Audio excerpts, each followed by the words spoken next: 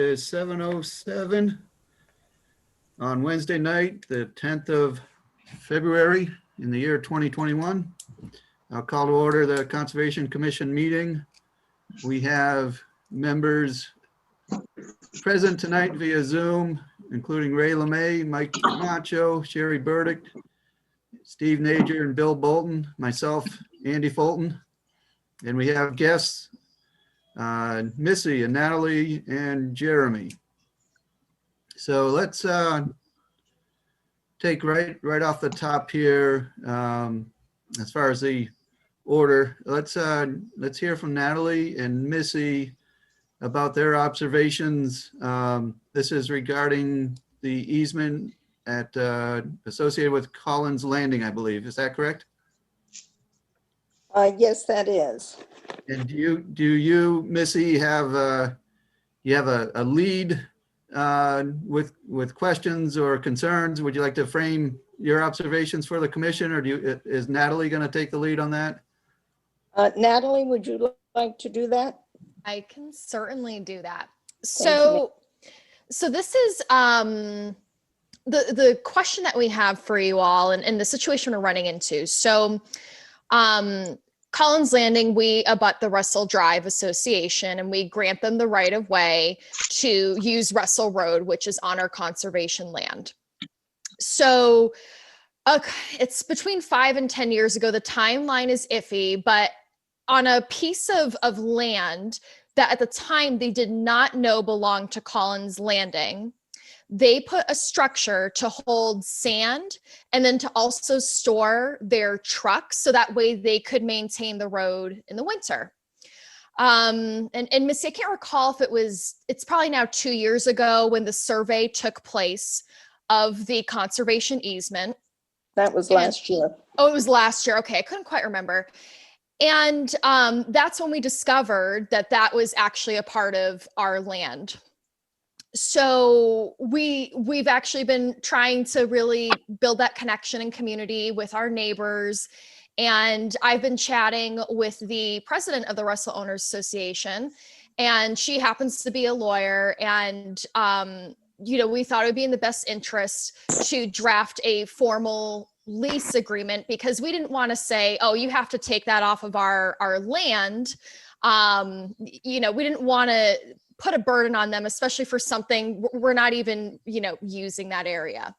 Well, she did work to draft a lease agreement. We sent it to our attorney for review, and he mentioned, I don't even know if you can do this because it's a conservation easement. And he's like, it could lead you to trouble down the road. So now at this time, we're looking for your guidance, expertise, from the conservation perspective. What should we do?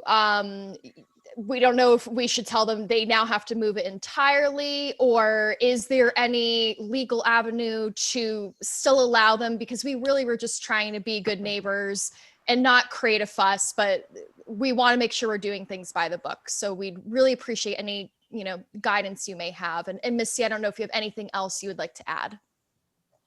No, I think you've covered our concerns. We want to make sure that we are legal and doing everything right with the conservation land. Absolutely. Now, your attorney raised the question of the lease. How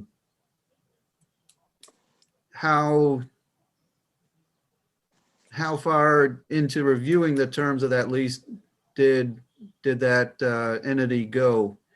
Did it offer the opinion that it's probably not allowed, or that it probably is? I haven't looked at the lease. I'm just curious whether your attorney dug into that lease or just touched on it and said, you know what, we've got a conversation with another entity that we need to strike up on this one. So he did actually a quite thorough review. We have a lot to still unpack with the lease, and quite honestly, I almost wish that we had this information beforehand, because we may have not even gone down this road of drafting the agreement. Right. The only reason we did is because she happens to be an attorney. So she's like, I'll do it. Her area is not real estate or anything. So I clearly I don't think she's aware that there's this issue, but he Yeah. did raise the fact that he's like, this could cause you problems down the road. You may want to address this and see if this is something that can or can't be Right. done. Well, I'll just lay it out and then we'll have others weigh in. But in general, the terms of the lease are, or I'm sorry, the terms of the easement are set, meaning they are not easy to change at this point. And the easement is held, as I understand, by the town. And then it's also backed up by the Forest Society. So if the town as the easement holder is somehow not doing the job, then we are held feet to the fire by the Forest Society.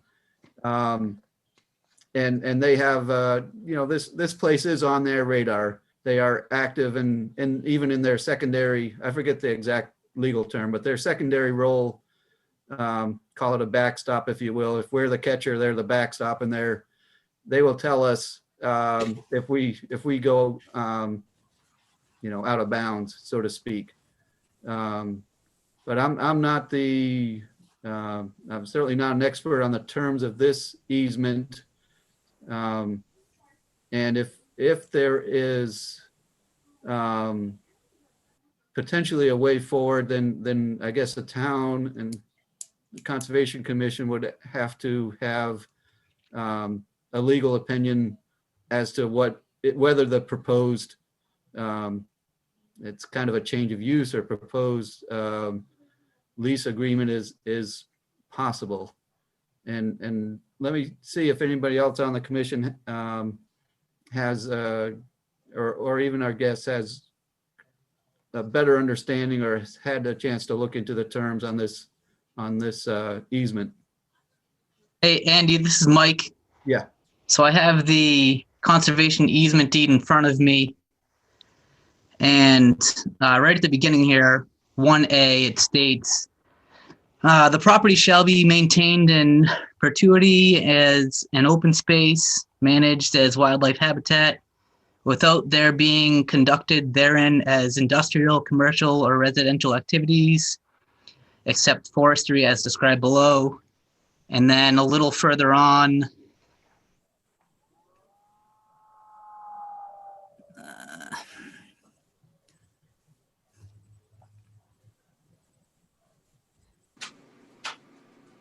And that's some pretty common language that we see in conservation easements.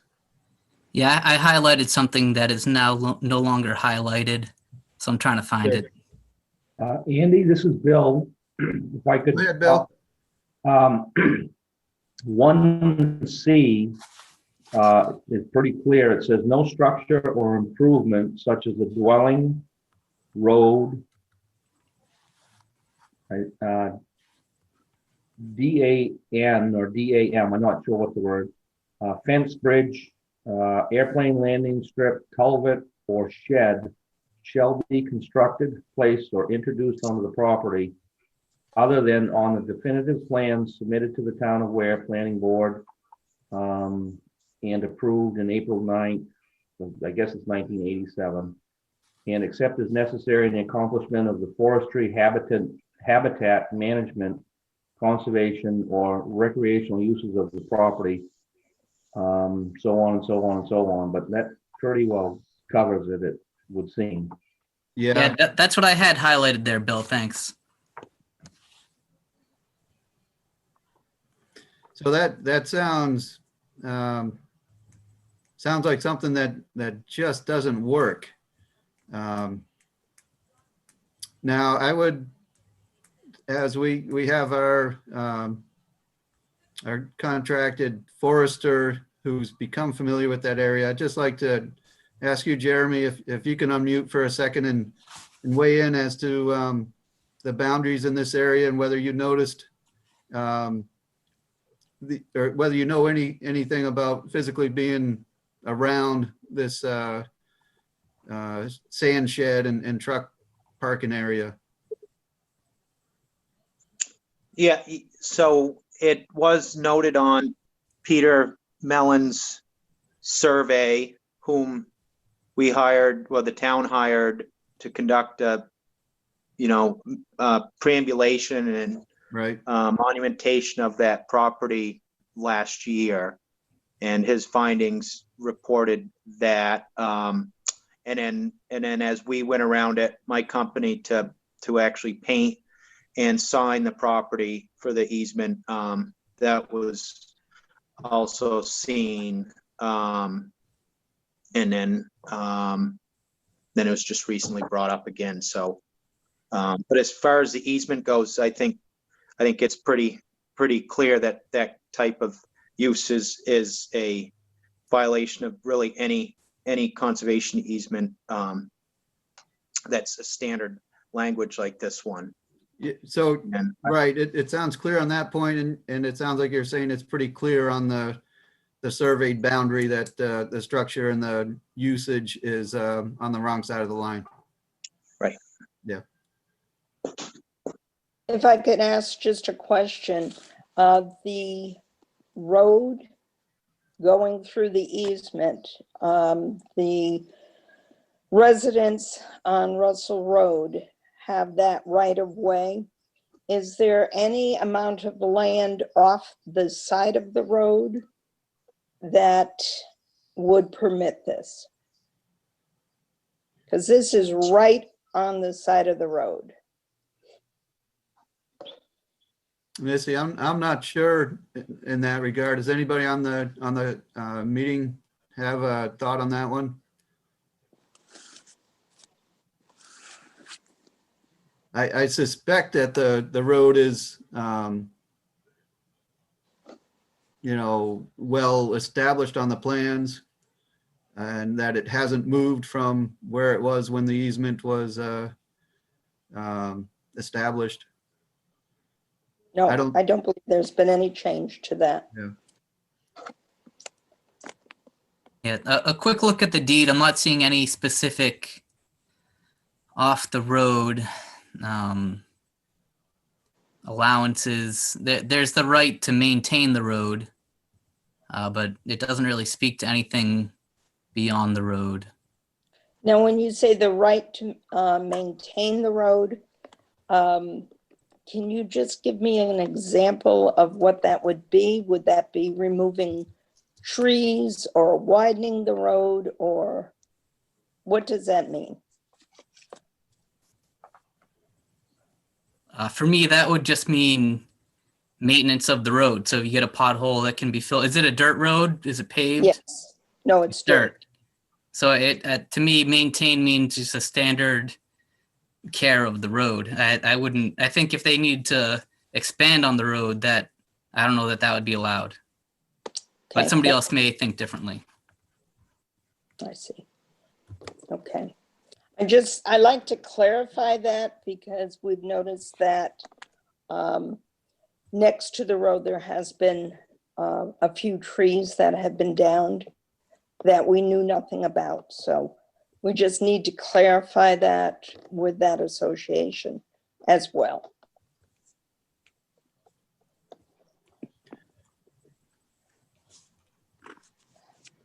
And there's something that I know we have in the emails, and I neglected though to bring it into this meeting tonight.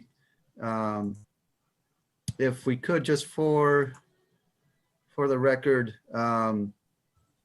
Missy and Natalie, if you just state your perspective or your position within the association, your role, so to speak, with this concern. Yes, I'm the secretary on the board of directors.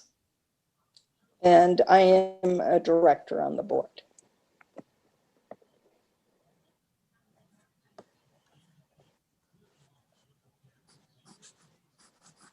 Thank you. Now, if I could just reiterate, it looks to me that we're getting the no-go, and that the structure, which consists of really huge cement blocks and tent covering over the sand, that all needs to be removed and put on their association's land, Correct, correct? correct. And what I would like to request from the commission, would you be able to send us on letterhead that the use of the land that is now being done by Russell Road Association is illegal and that the structure needs to be removed?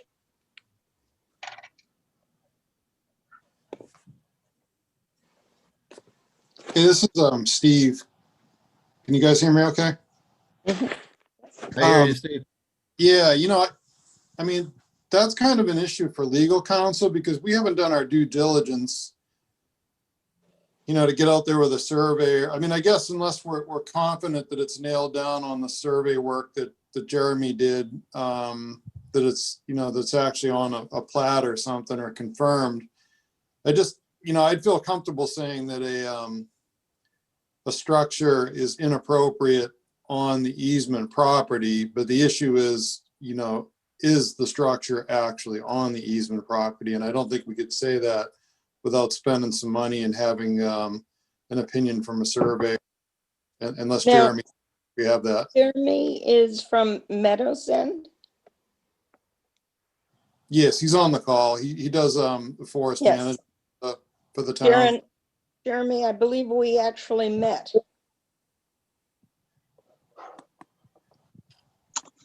We did, didn't we? At Yes, the association, we sat in Ronald's. Was it Ronald? Roland. Roland. Yes. Yeah. Yes. Right. Yeah. So. You were my next call too, so I'm glad you're here. Okay. Yeah. Yeah.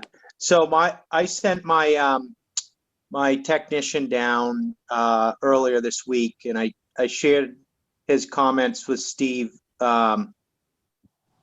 Najar and photos, and he, in his opinion, it appeared that the structure was on easement land.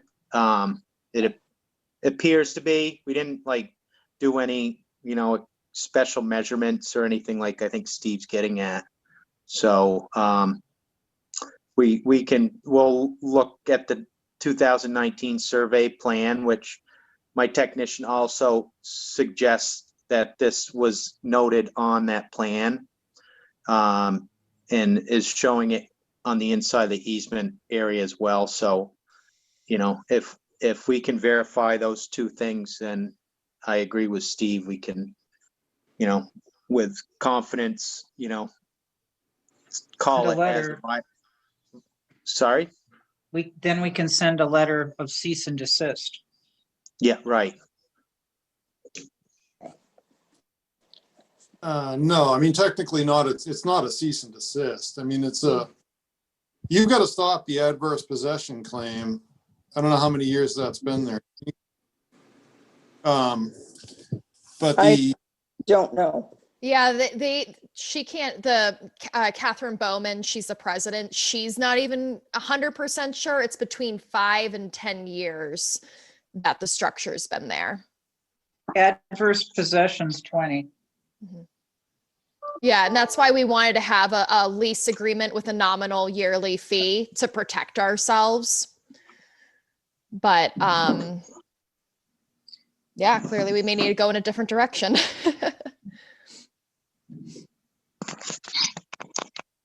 And what I would want to, and Missy, just so you know, before any letters, well, I know we need to definitively confirm, but I'm gonna call Kathy because I've already built a relationship with her, so I definitely don't want it to be surprise. Here's a letter, you know what I mean? So I'd rather give her a heads up. Well, I was hoping a letter would be able to come to Collins Landing, which we could then copy and send on. Absolutely, yep. But we need the information from the commission in order to do this. Agreed. Understood. understand that, Missy. Steve, what do you think would be involved on our side to be able to make that firm statement? Well,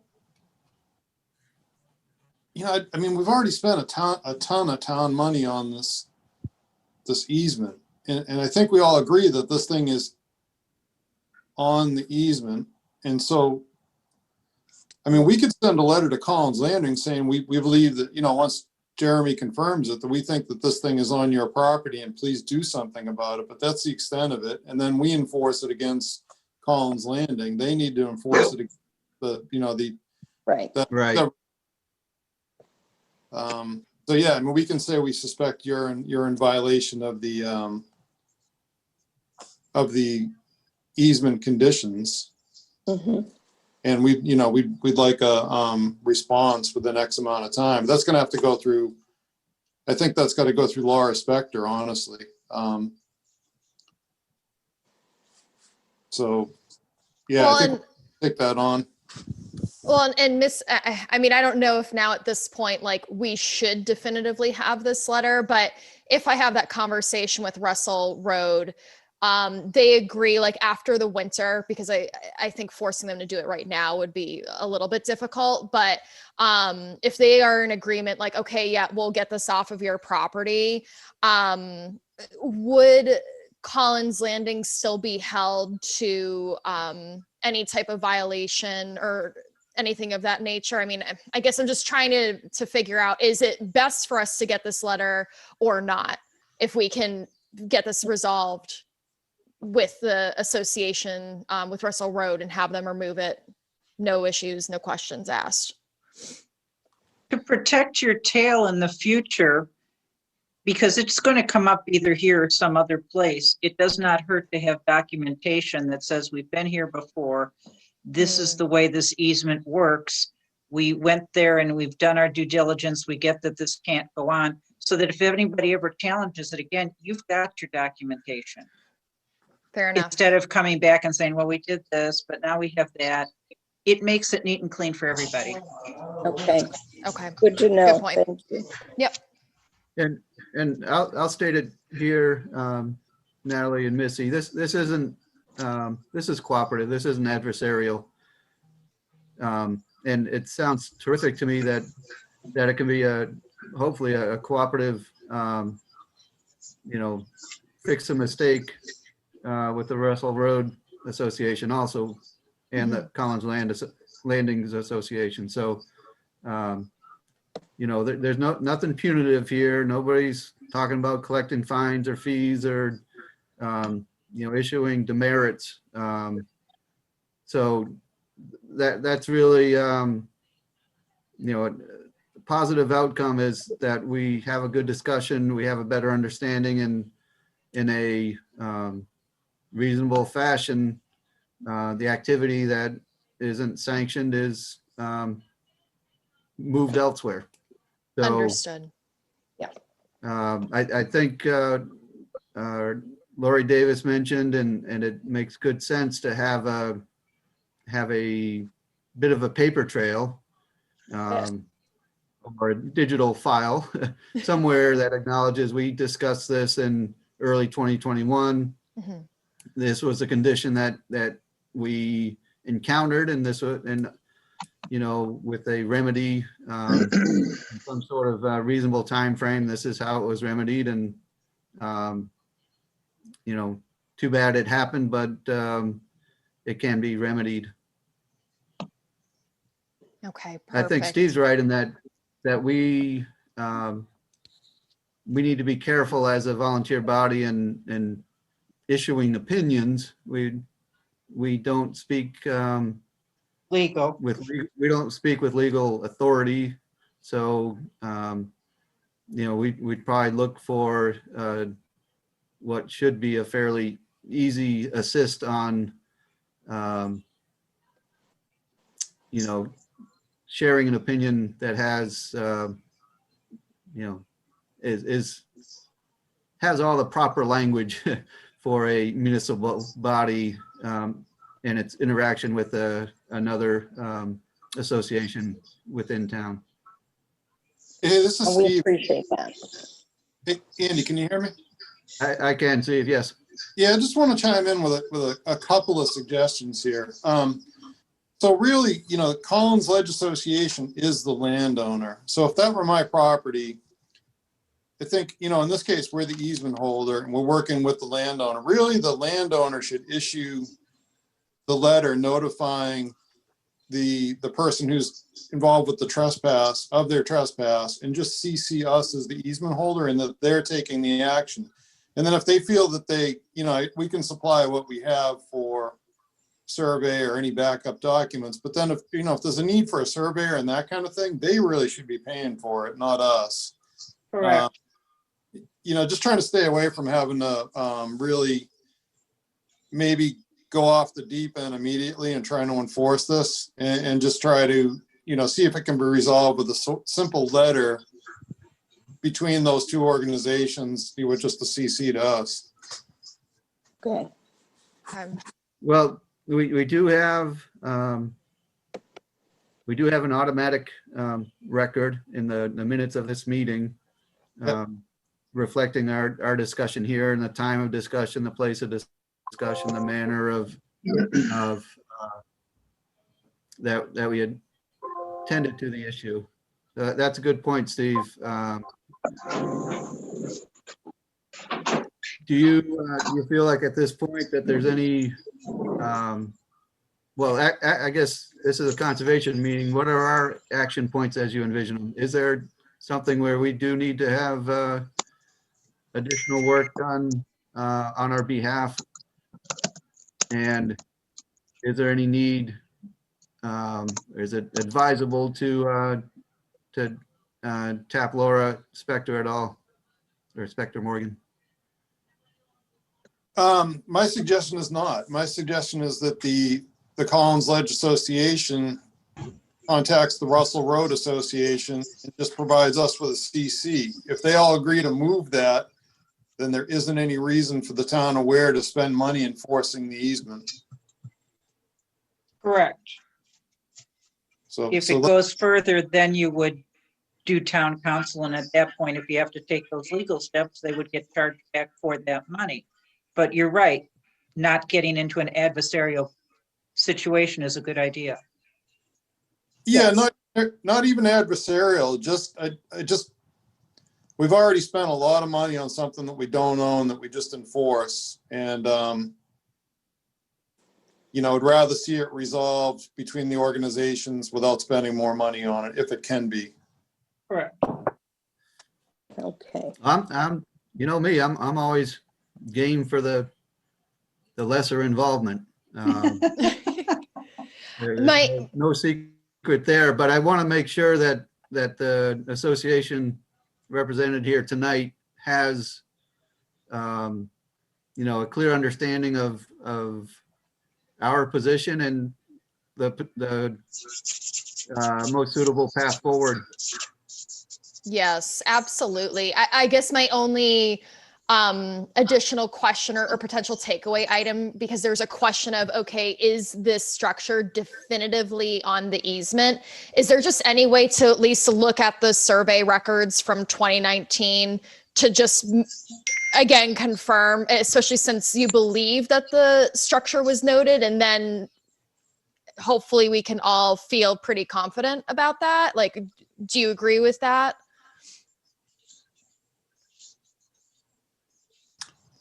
Jeremy, what do you think, Jeremy? I mean, what I suspect is that if you wanted to be absolutely confident, you'd have to send a surveyor out there and survey where the thing is. But it seems like if you just have, if that road is just a center line described in the deed, or if it's a width described in the survey plat, then it should be pretty abundantly clear that this thing just doesn't fit in the roadbed. What do you think, Jeremy? Yeah, I'm looking at the plat right now, and it's clearly depicted on this survey that the sand storage shelter is located within the easement boundary. I can send this out. to you, Steve, and you can at least take a look. But yeah, I agree. It seems pretty clear that that's where it is. It's noted. My technician seemed to think with high confidence that it appeared to be on the easement also. And we can send this to the landowners so they have some level of confidence. And I think if they can just work with that landowner, I think it'll probably work out okay without much extra effort from anybody. Okay, Okay, can you please, perfect. That would be good. can you send that plan to everybody on the invite email tonight, please, Jeremy? Sure. That'll cover. Yeah, I think I just have your invite, so I don't have, if someone can send me something. It was, I forwarded you the whole thing, so they should be below it, right? Yep, I'll just have to add each person, I guess. All right, so yep, I'll Jeremy, do did you that. get my email? Jeremy, I forwarded you, it should have everybody's email on it when I forwarded you the link. Okay, I will look. You have to I don't scroll see it. down. Okay. Spammed. Yep, I see it. Okay, so I'll use Naomi's.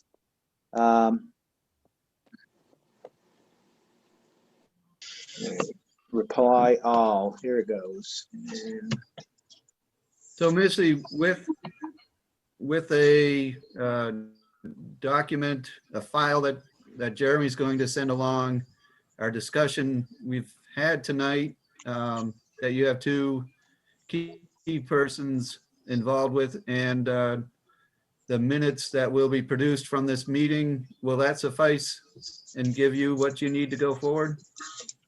I think that will do at this point. I'm glad Jeremy was there because, as I said, I'd be calling him next. So I think Right. this will help us to go forward. Natalie has a great relationship with Russell Road Association, so I think this will all work. We want this to be neighborly, easy, legal, all around.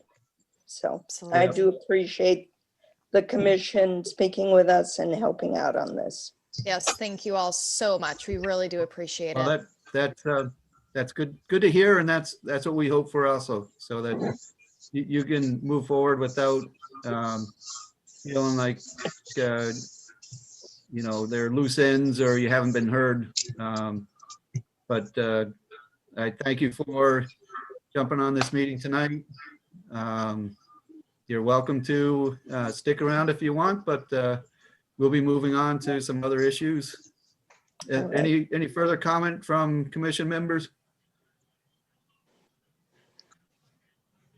All right, perfect. I'm going to There jump being off. none. Thank you. Okay, have a good night. Take care. Thank you. Good night. good night.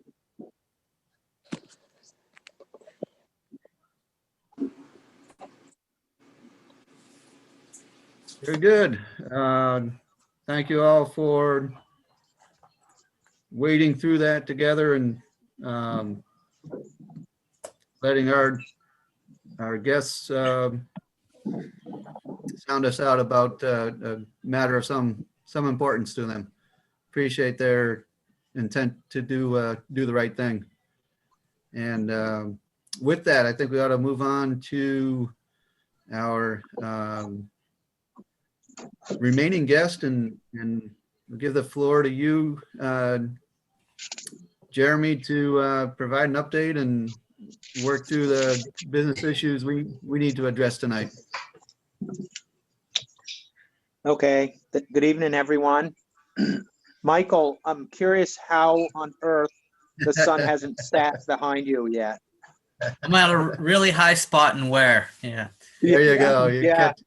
catch that long setting sun. Right.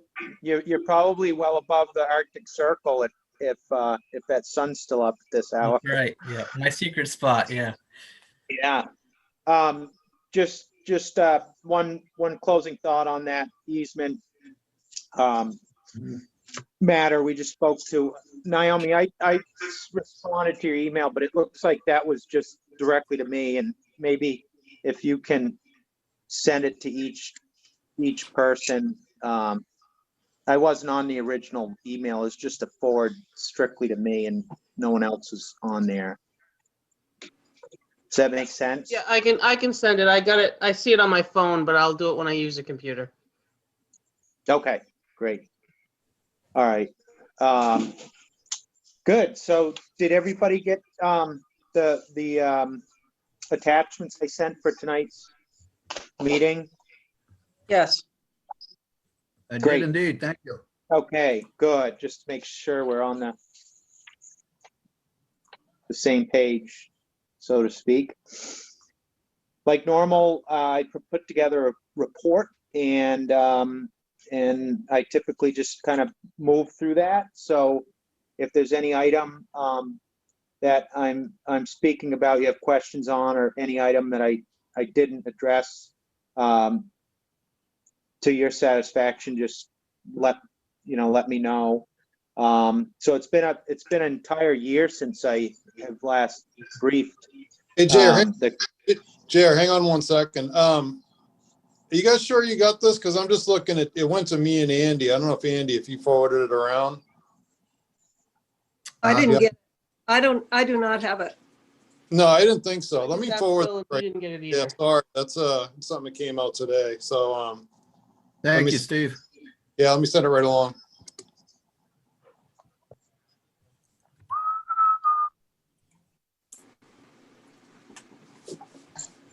Yeah, folks, if we're moving on and there's something that you feel you should be seeing that hasn't come through, just give a shout and we'll try to find it and get it to where it can be useful. Andy, can I make a suggestion that when we're going to review something, instead of getting it at 3 or 4 o'clock in the afternoon, that we get it a couple of days ahead of time? Because I don't always have a chance when I get in the house, the time I make supper and clean up, that I have time to read anything by 7 o'clock. Right. Like a couple of days, it would be nice. No, I absolutely agree. Hey, this is you here, Sherry. On that point, it'd be nice if we could get like a web location instead of emailing this stuff around, that we can just dump files to look at. So I don't know if that's doable. If Naomi or anybody that's tech savvy could put a common place for stick these files. So Steve, can I, what do you call it? What did you call it? Because I have the IT guy coming Friday. So what did you call it? Well, if there was a shared folder on the internet somewhere for the Conservation Commission members to just go, and download it, and really, like, bigger picture, the town really ought to be thinking about an electronic file system instead of just a paper file system. I don't know if we have that yet. It's called money, Steve. Yeah, We're working at it. Wendy's using that scanner a little at a time so we can do that, but it would be nice. But yeah, I'll talk to him on Friday. So go ahead. cool, thanks. Google Drive is free. If we want to try out Google Drive, we could all access that for free. Good idea, Mike.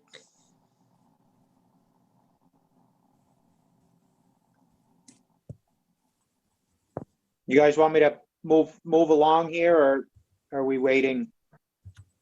Oh, go right ahead, Jeremy. All right. Okay. So yeah, it's been an entire year plus 1 month since I last spoke with you guys directly. So it's nice to see you all again. So last year, there's a number of things that unfolded and were completed, and they involve mainly boundary maintenance. So we kind of talked about the completion of the Peter Mellon survey on Collins Ledge, and then the follow-up was that Meadows End would complete all the blazing, painting, and signing, and that's complete. And and in good shape for quite some time now. There's another property of conservation land, which is different. Collins Ledge, as I think all of you understand, is a conservation easement property. It's not actually owned by the town in any way except for the easement monitoring responsibilities. So the bank's property is an easement or is a conservation land, and that needed badly boundary maintenance, which we did complete this past year, and found unfortunately a number of sections that are non-monumented and deemed unverifiable at this point.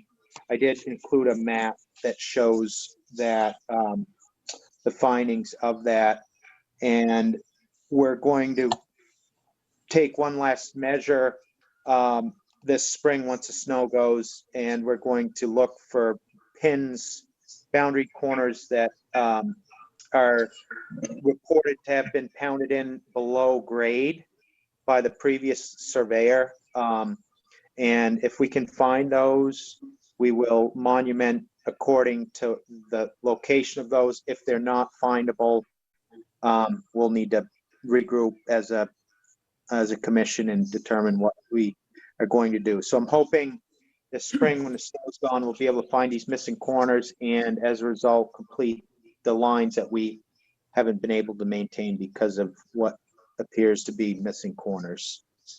Jeremy, yeah.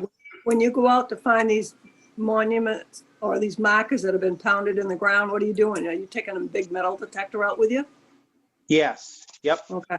Yep. We have a metal detector, and we'll calibrate it for rebar, which is what the surveyor said it's for. It's solid steel, and wave it around and find the vicinity of the corner and find it, and that's a very effective way. If that metallic is in the ground, we'll find it.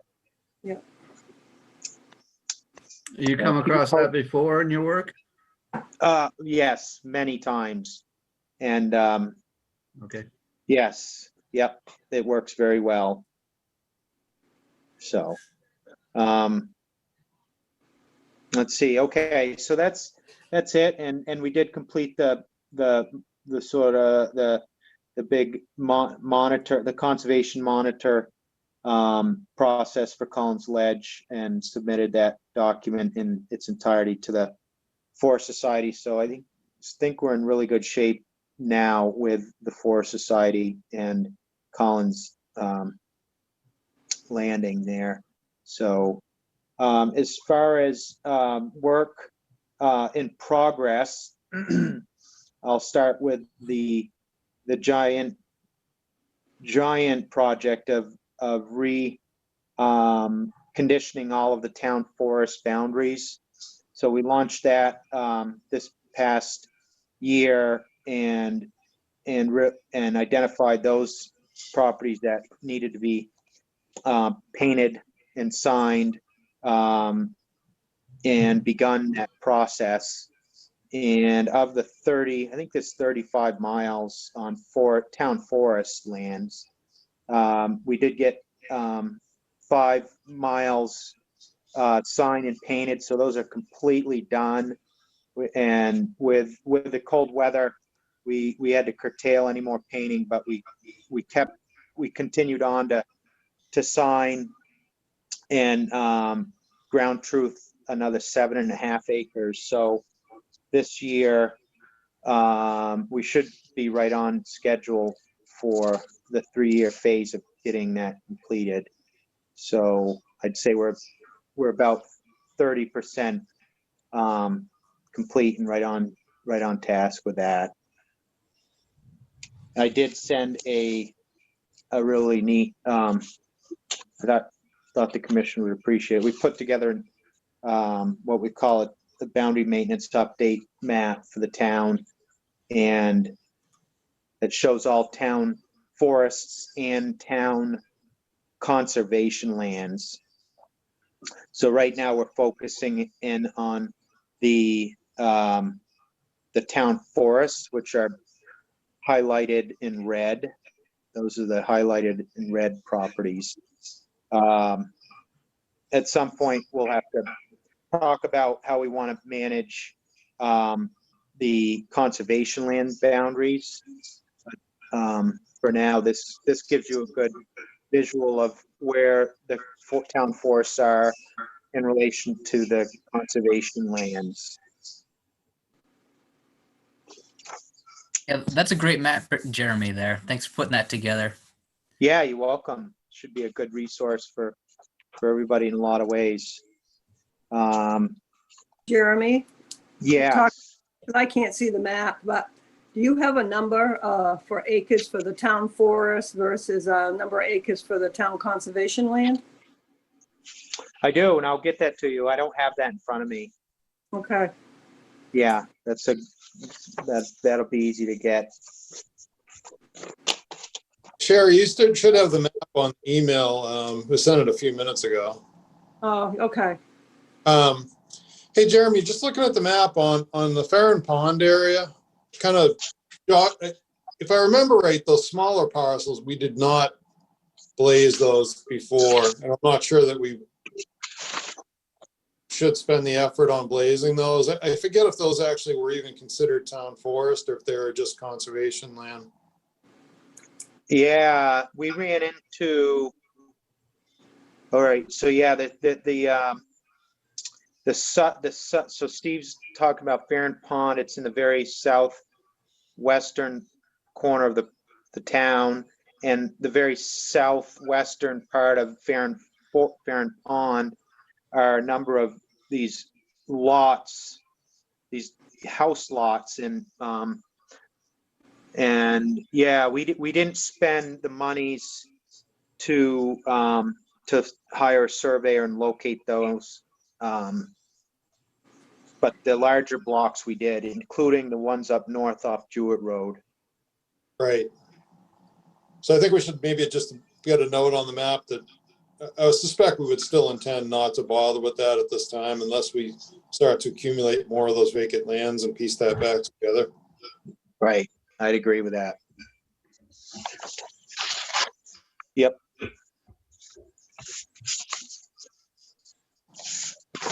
All right. Yeah, Sherry, I'll get you those acres at some point. I might be able to do it tonight while somebody else is talking.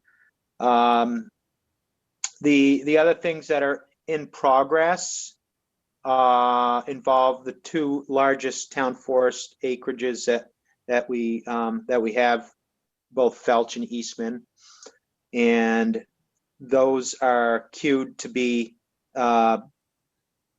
completed. Felch is coming right up prior to high-risk tick season for field work. Eastman is a little later in the year, but they'll both be completed well before the expiration of the FSA. Boundary dispute on the Poor Farm.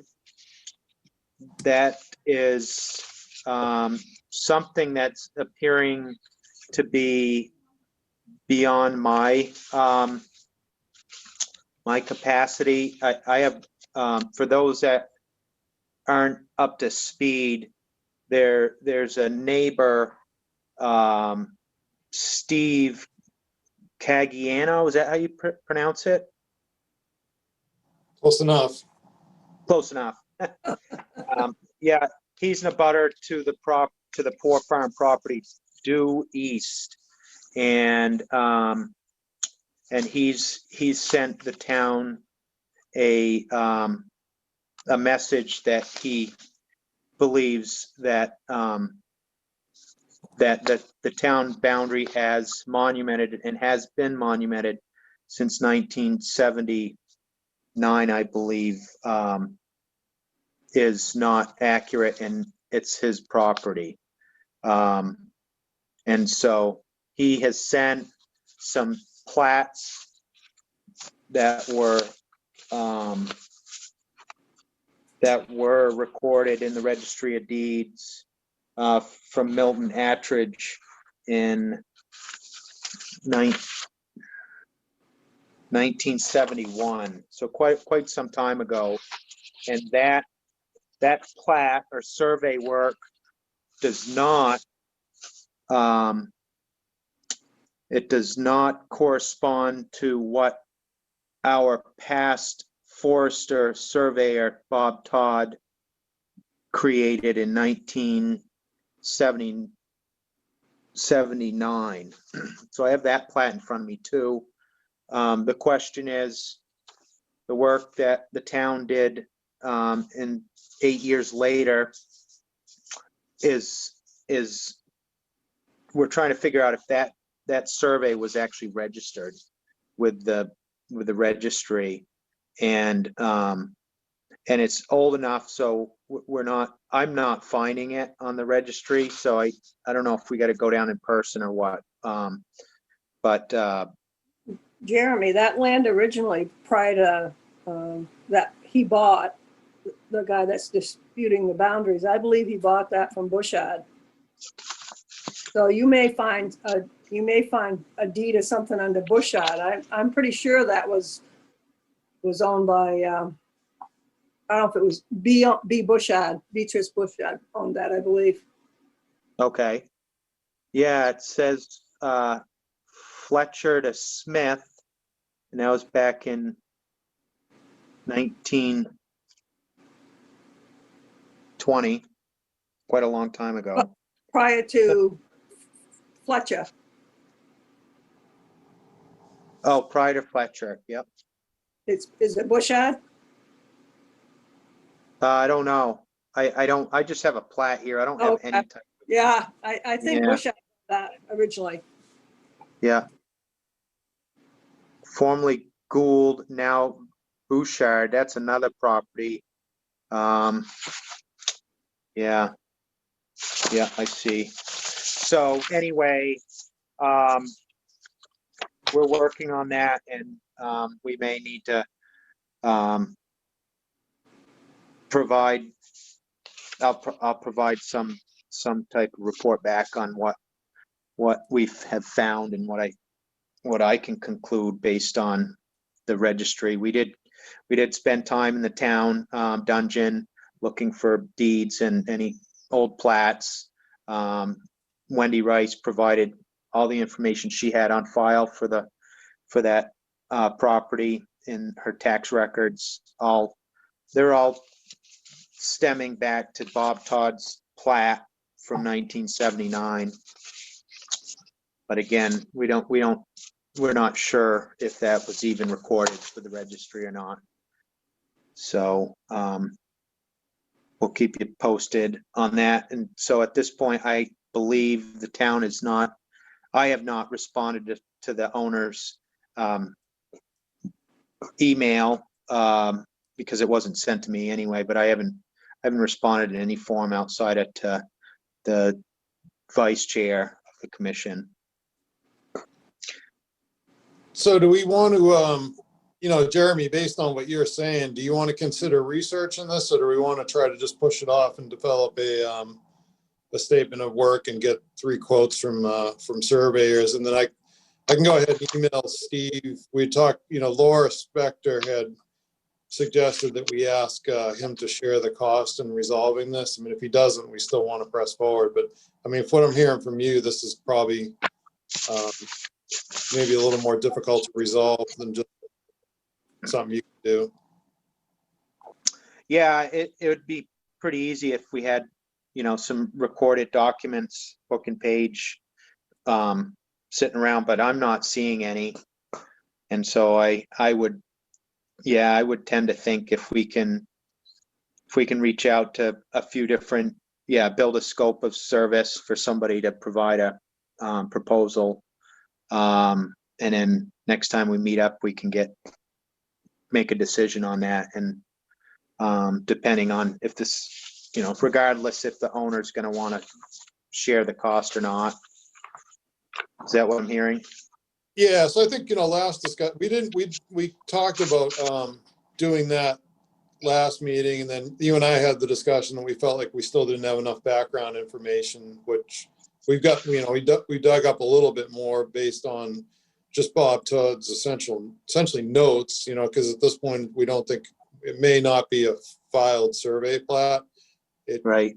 Like it's a compass and tape survey with notes on it, why it, you know, it refers back to the 1800s deed for the poor farm. So it's going to take a surveyor going back to those 1800s deeds and make sure everything lines up. There was another note on the plat too, that someone else's property, the line wasn't quite right. Right. So there might be multiple problems. Mm-hmm. Right. Has anyone had a conversation with Bob Todd? I thought Bob had really bad Alzheimer's last I heard.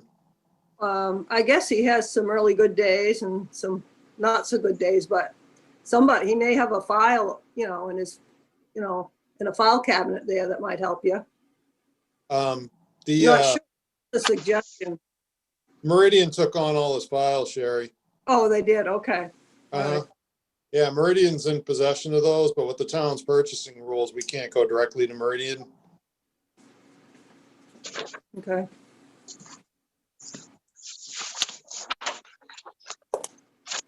So what does the commission wish to do on this item?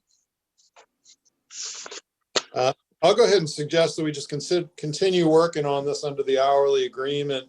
Just have you develop a statement of work for a surveyor, you know, with the background that we understand today. And then put that out through Naomi for public notice, you know, seeking three quotes.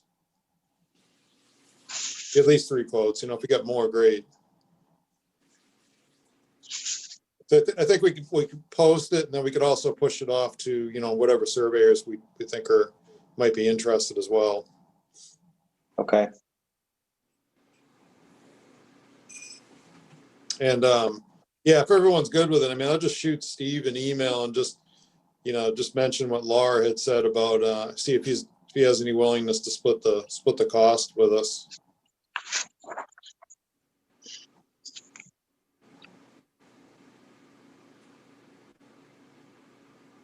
That sounds good, Steve. That would be, just be clear, that would potentially be splitting the cost of whatever outfit the, you know, the response to the work scope that Jeremy would put together. Or it would split the respondent's cost if the abutter is amenable to it. Yeah, that's affirmative. Yeah, the only thing that's going to be a little different now is like I just alluding to, like if you look on the map that Jeremy put together for boundary lines, on Bob Todd's notes, up where it's labeled poor farm, on that kind of right along the road there, Bob said there was, on his notes, that there was something wrong with that boundary too. So it's just not clear if I mean, it looks pretty similar on this map here to what Bob had, so I don't know if that got corrected over the years or not. But the real thing that's in question right now is on that east flank. You know, essentially Steve is saying we've got like about half of that isn't ours. And he does have a plat to back it up, which we don't know if we have one. Right. Right.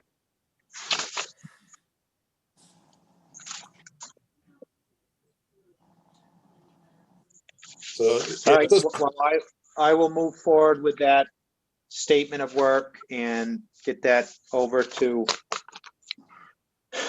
the vice chair, just to make sure that you guys are comfortable with the statement of work. I think I'm clear on what we want done, and then I'll get it over to the town. Does that go to Mary Rice or Naomi for public notice?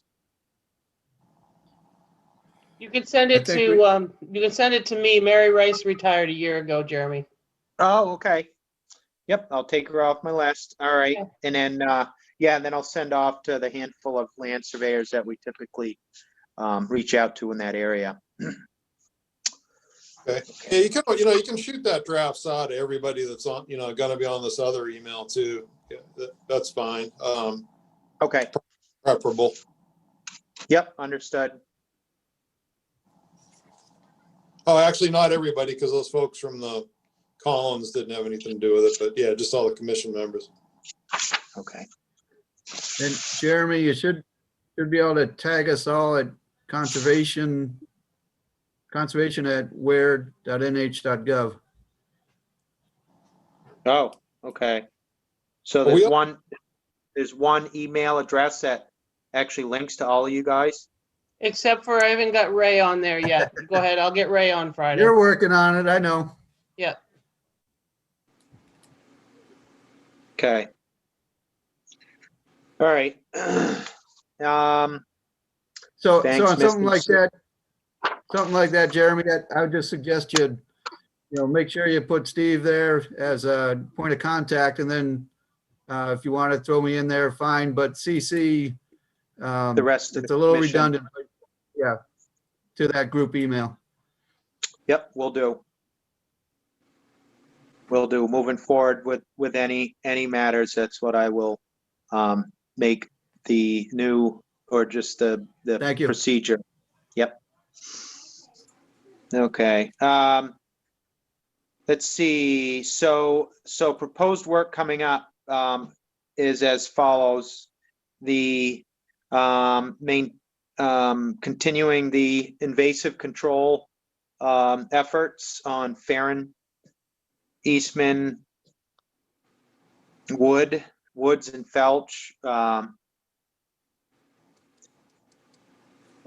And that is a forestry service agreement that's been standard. And I did update that and also sent that in the package for tonight. So I don't know if you guys want to review that and make a call on that, or just have that to look at for your next meeting and approve it. That's your call. There's also a hourly FSA that I sent along too. That's also a standard annual agreement that we engage in, and that covers, all this other motion, the hourly thing, like I'm working on right now. So that one would probably be important to approve tonight. So those are two forestry service agreements that probably need to be discussed as your commission group now, and determine what you want to do to move forward with those. And I'll hold.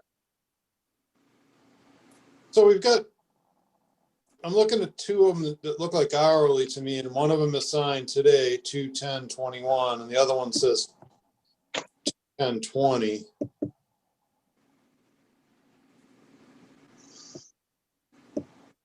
Is that all the same one, just scanned two different times? It is. And I sent, then I didn't send you the, yeah, then you're not, I'm just looking at what I sent you, Steve.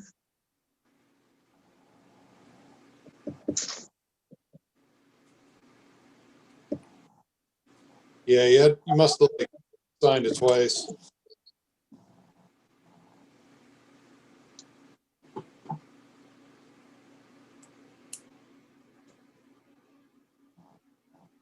Huh, I don't know why I'm not seeing that. All right.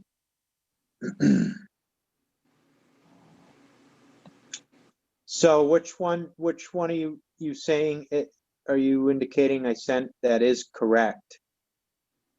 They both had the same number. They had the WTF FSA hourly 2020-001 FF. One of them just had a 2/10/20 date on it. The other one has a 2/10/21 date. Okay, so the Forestry Service Agreement 2021-001 Forest Fund, Yeah. See that one? Okay, Yeah. yeah, so that's just the standard hourly for trails, pollinator project, tree farm, enrollment compliance, boundary matters, correspondence, bid projects, all those hourly things. And Yeah. that, yeah. Oh, and the date down below. I see what you're saying where I signed it. Yep. Okay, I can modify that so it's accurate.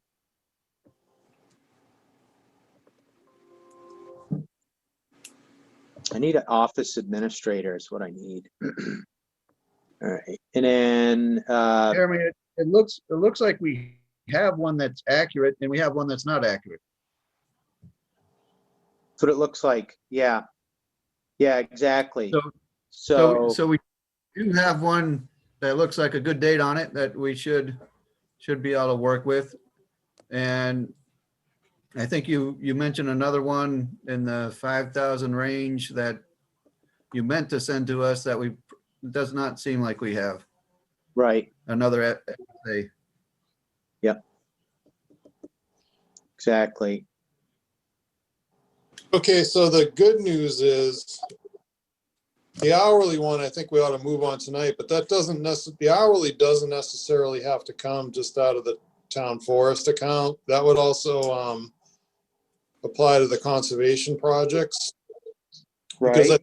I think the problem we've got tonight is the town hasn't voted in the budget yet. So I wouldn't really feel comfortable with voting on the, and Naomi would probably correct me if I'm wrong on this, but I think we ought to wait till the next meeting after the budget is approved or disapproved to decide where the money would actually be coming from. Unless I guess we don't have the other FSA anyhow. But if we had it, then we'd have to do a contingency to pay for it out of conservation in the case that the town forest account warrant article failed.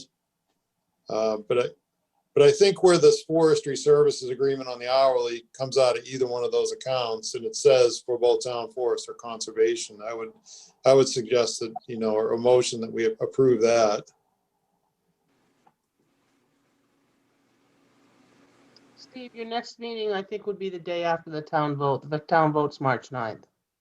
Okay, perfect. So it's entirely up to you, but I do have a question. Remember, we've been back and forth about a multi-year, and Laura did finally send me one from a couple other towns. I've got a couple of board members that still that's on my to-do list. Is that something, obviously, we're still looking at versus year to year, correct? Remember we talked about multi-years before because we could never find the signed one. Yeah, and then I thought we were kind of on a track just to exempt it. So I don't know where we landed on that. I think Bill went to a meeting, the Board of Selectmen meeting, and I thought the outcome was. Right, but I think it was for the multi-year versus this year at a time. Bill did speak, and obviously, we completely understand having Jeremy and keeping Jeremy. It's just like anything else. But I think we were looking more for kind of I don't want to say a boilerplate, but something that, we could do multiple years and have signature versus year to year. Because here we are trying to figure out, do we or do we not, where we could just continually, move him on. I think the year, if I remember right, was no more than 10, but you know what I mean? I think we were looking at a longer term just to keep his ability and keep his knowledge with us. Okay. Is that something we can, you maybe send around whatever you have and whatever you're thinking. And in the meantime, I think we should, the hourly agreement here, I don't think gets in the way of what you want to do for the. Well, I don't think it stops him doing what he's doing, but typically we don't have a budget right now. We're spending minimally, but we're not going to stop work. So we're spending, we're doing nothing out of the ordinary that we wouldn't continue to do until the vote is up or down, and then we can move on. And I don't think this would stop you either. You're not going to really stop doing your, and if it's voted down, which I can't imagine it was pretty successful, then, we come up with another way of paying him. That's how we're doing things right now. We're kind of waiting on limbo till town meeting. Right, Naomi, and what I was saying is that typically this hourly agreement, we've used it both for conservation-related projects, we're paying out of conservation fund and town forest. So the conservation fund, we're able to just vote on the expenditure. So, I guess, you can toss them in the air or whatever. yeah. So I would recommend signing the hourly here, and then between what Jeremy has, I guess, Jeremy, if you can lay out your thoughts on, the program of work for multiple years, and then Naomi, whatever you have for other agreements, if you can email those around, we can try to figure it out. Okay. Perfect. I think the point there, and we kind of stirred it up a bit. We've let it settle down. But it's really being driven by the Board of Selectmen is, wanting to have some agreement for a term, a number of years. And that doesn't have to, I don't believe, nail down every expense anticipated for a term of 5 years, 7 years, maybe as much as 10 years, but some very basics of our working relationship, having it more formalized. And I believe the term we had tossed around was potentially even a memorandum of understanding. Is that correct, Naomi? Andy, it's been a while. Yeah. I know it's on my to-do list, and I've got one selectman that brought it up again today. Where were we? Just trying to get through everything else we've got with town meeting and the mailer and the town report, but it did get brought back to my attention today, so I figured I would just ask you. I would be happy to go back, because Bill did go and, explain to the board, and they bought into, not going to change it around, every Right. year, because Jeremy's got a lot of knowledge with us. And they all agreed to that, and Sherry can say differently if I'm speaking wrong, but I think Oh, you're right, you're the right. idea was to move forward, but we have nothing in writing. So I don't think there was any, saying, oh no, we're going to put it out to bid every year. I think we Right. were just going to carry on. And I think it can be simple, what he can plan today for the best knowledge that he has. And as we all know, life happens, so things could change. And we're not looking to iron it down to every dot, dot every I and cross every T, because we have to have a little bit of loose in it. Naomi, I thought it was, I don't know, it should be in our minutes, of the selectmen minutes, but I thought we had said we were gonna go out for 10 years and then revisit that. Yes, 10 years rings a bell. It's just, I just gotta Yeah. pull it all back together, but I have to Right. have one more week to get the town report sent and the mailer sent, and then Andy, I can pull it back together, and hopefully we can move on after the town meeting, because I'll have a few more weeks. Sure. And this is something that we've committed to, and we're not, no way back and away from that. We just want to make sure that we are moving ahead with the firm, with a firm understanding with the Board of Selectmen that we're amenable, we're available, and we're looking for an example that, might be the smoothest way to, not recreate from square one, an agreement. Yeah, Or yeah, acknowledge- and she gave me one from one town that we can use. It's a very generic one, but it would still cover all of us. That, you know what I mean? The idea was to have something, because you remember the first argument that started was a year at a time, and that was kind of crazy. That's when Bill went in and explained the conservation's part of keeping him, which Right. went over well, and Sherry agrees. I think we talked about 10 years, but I think the idea is, we all can move on, but then picks up the pieces and tries to figure it out. It's the next thing. So, but I believe, we can work on that and get to that end, but, do what you're going to do to conduct business. Thank you. So we've got, unless you want to reconsider, and I don't think there's any reason to, but we've got a motion, I believe, from Steve to approve the hourly FSA that's dated February 10th, 2021. Is that true, Steve? Yeah, it's affirmative.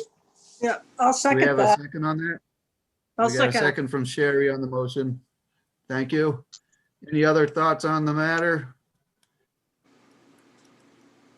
There being none, I'll ask for a roll call vote.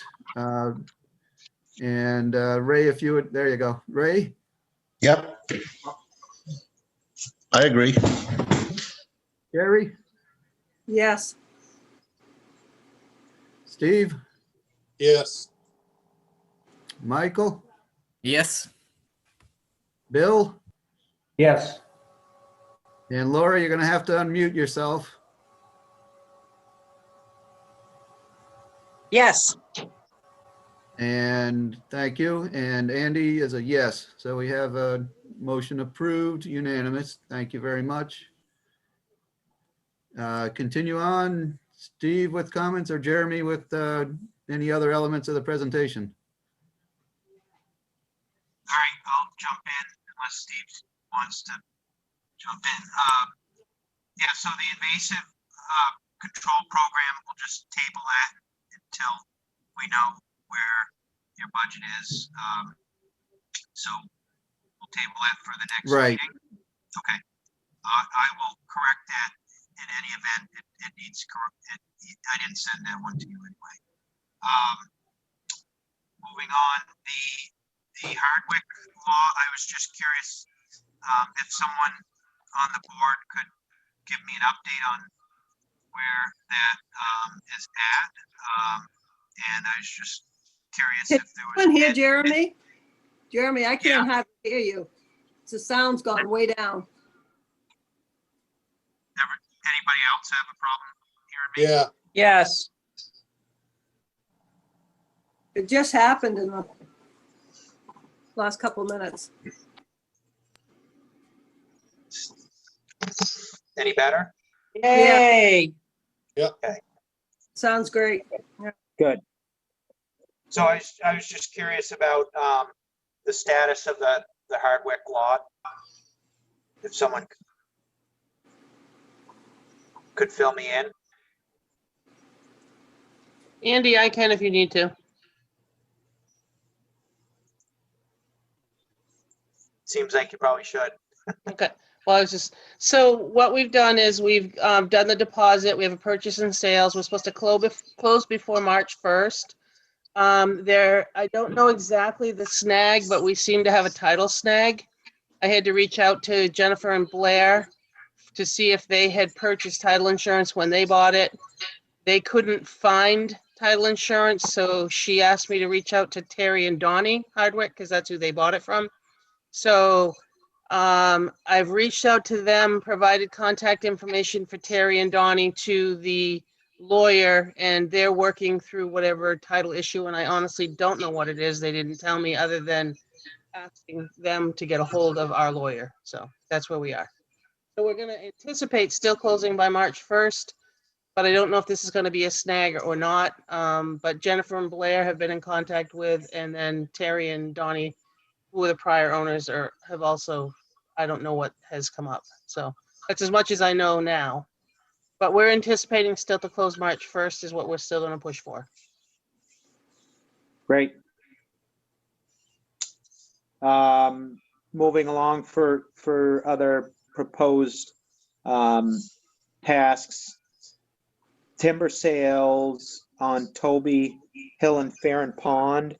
Those are some projects that we've kind of pushed back over the years with all the other corresponding schedules of treatment. So Lost you again, Jer. Can't hear him at all. yeah.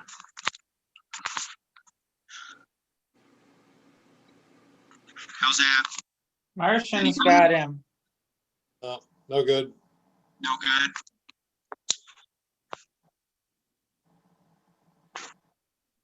Good. Still no good, eh? Yeah, Yeah, you No, that's good.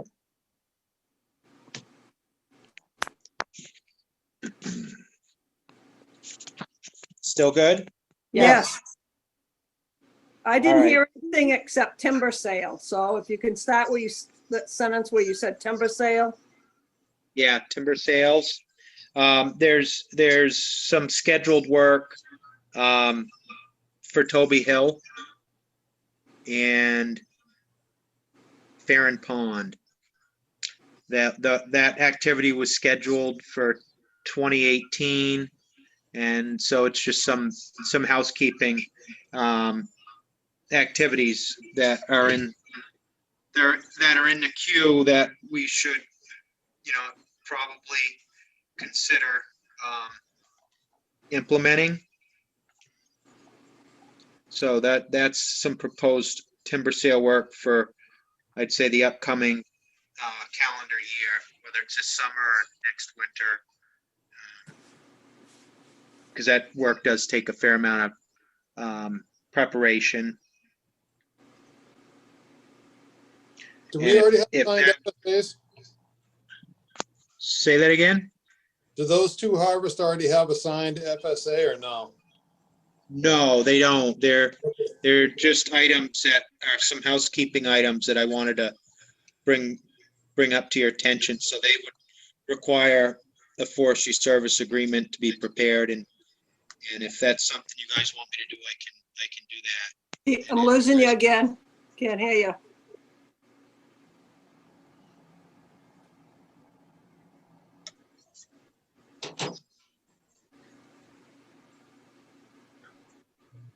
Hello? You there? Oh. Yeah. Yeah. So I can prepare an FSA and you guys can look it over if you want. Sounds On good. that. Okay. All right. I'm going to kind of move through quick because evidently my service up here is going.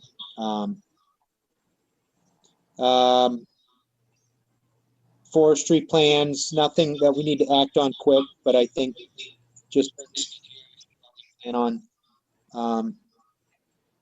planning for the Bartlett, Chevy, and Poor Farm, because those plans are good through this year, but they're going to need to be updated for next year. And then finally, there's an access control matter over at Farron Pond. And at this point, I was going to talk with Benji. And once he's done plowing, I'm going to call him and just see if he's going to be in the area of Farron Pond so he can repair some barricades we put into place after we logged. Somebody moved those out of the way and has been exercising a number of different activities in that nice new landing we have up there. So that does need some immediate access control management. So I'll keep everybody posted on that. Can I bring something up, Jeremy, and to the board here, something that just came up that no one else is probably aware of? Is that I did a site walk about a month ago up at Jewett. And they were hauling out the logs out of there, coming down on Mountain Road. And only in a short ways, I don't know, 300-400 feet, whatever it is, there's a brook that goes underneath the road. And two of the people that live out there said that there was a large stone culvert where that brook is that was damaged when they were hauling the logs out. And now there's water has been flowing over that road now for since they got done logging, or while they were logging, it was running over the road, and it's running over the road now. So there's a homeowner that's going to be putting a home in up there. They're going to put a culvert in above that old culvert, but the landowners that were up in there were two men, were complaining and felt that maybe the people that were doing the logging should repair that large stone culvert. So, Well, that's too bad somebody damaged that pipe, that stone pipe, because But I think there was further conversation. That stone culvert is some antique registered something, so it's my understanding we weren't gonna touch it. we're not going to touch it? I think that's why the kid was gonna go to DES and put one right beside it or down the road from it. And so, Okay, all right. I think it's quite a bit of process to take that antique stone culvert. To take it out and then redo it, yeah. Yeah, So, yeah, I can fill you in on that. Back in the floods, and I think it was 2007, 2008, the Division of Historical Resources provisionally declared all remaining stone culverts in New Hampshire as eligible for the National Register. And so what they've given for guidance now is if you need to replace the culvert, they'd like you to put the new culvert next to it and leave it alone. You know, your other option is probably try to historically restore the culvert that's there, but that typically doesn't meet existing loading. So I'm not sure. Now, are we talking about a logging job that we did, or is this? yeah, it was off Farron, it was Farron Pond. I thought we came in the other way. I was told they were taking the double loads out that way. I'm not up there, so I didn't see what way they were coming out, but I was told they were coming out off Jewett. That's all I can tell you. Sherry, is this recent activity or is this activity from months and months ago? It would be months ago, because you haven't been up in there logging for months. We haven't been up there logging in, what, 3 years? Yeah, it's probably 2 or 3, I was gonna say it's probably 2 or 3 years ago when you were up there. But I wasn't out there, so I didn't know anything about it, but these two guys were saying that that's what happened. And I think we just have to be careful if we're gonna be doing logging jobs and that we're gonna be using a road where there's old culverts. I think we gotta be careful, that's all. He said there were tandem, you know, a trailer behind the logging truck and they were pulling out. I can't verify it because I don't know. I don't know if you know, Jeremy, but that's all I can tell you. But just a little bit of background on those. We actually had one that was damaged when back in the day, I believe it was PSNH used the Class 6 road there for pole upgrade work. Oh, And down they, by, that was up by just beyond Farron on the other side of it, right? yeah, further up Yeah, the way. I believe that one was actually fixed afterwards. And the one closer to the entrance, Class 6 entrance, was or survived that effort.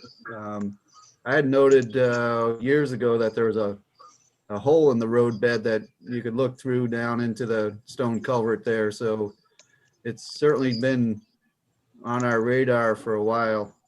Too bad to hear that it is no longer functioning. well, yeah, it's not functioning much. I'd say, you know, I'm guessing 80% of the water's going over the road now. Yeah. And Yeah, you can't, something happened because part of that bond with the Hardwicks was directly driven by the use of that road and that stone pipe, and they took extra measures to armor on top of that, and I remember before we gave the bond back, you know, looking at all that closure, and there was absolutely nothing wrong with any of that road system, especially that pipe, because that was a major piece of the puzzle. So I'm just wondering if some of these massive floods are just some of the use on that road is crazy with all terrain vehicles, and for them to say it was a Hardwicks, I don't think that's fair, because I was watching out for that pipe, and I would have brought it to the attention of the Hardwicks in the town if there was any problem with that from the use. I do recall we had talked about it before the work we did, up plating it or doing something to not mercilessly abuse it. Right. But they don't last forever. Right.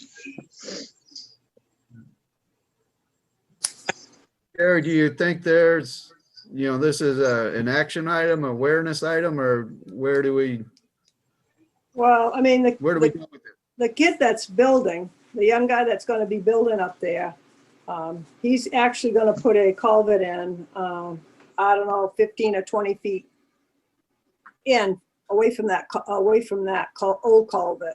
He's gonna put a new culvert So- in. So So that should what's take that- care of, What happens? huh? So that should run the water through a different Different, yeah, outlet, course. yeah.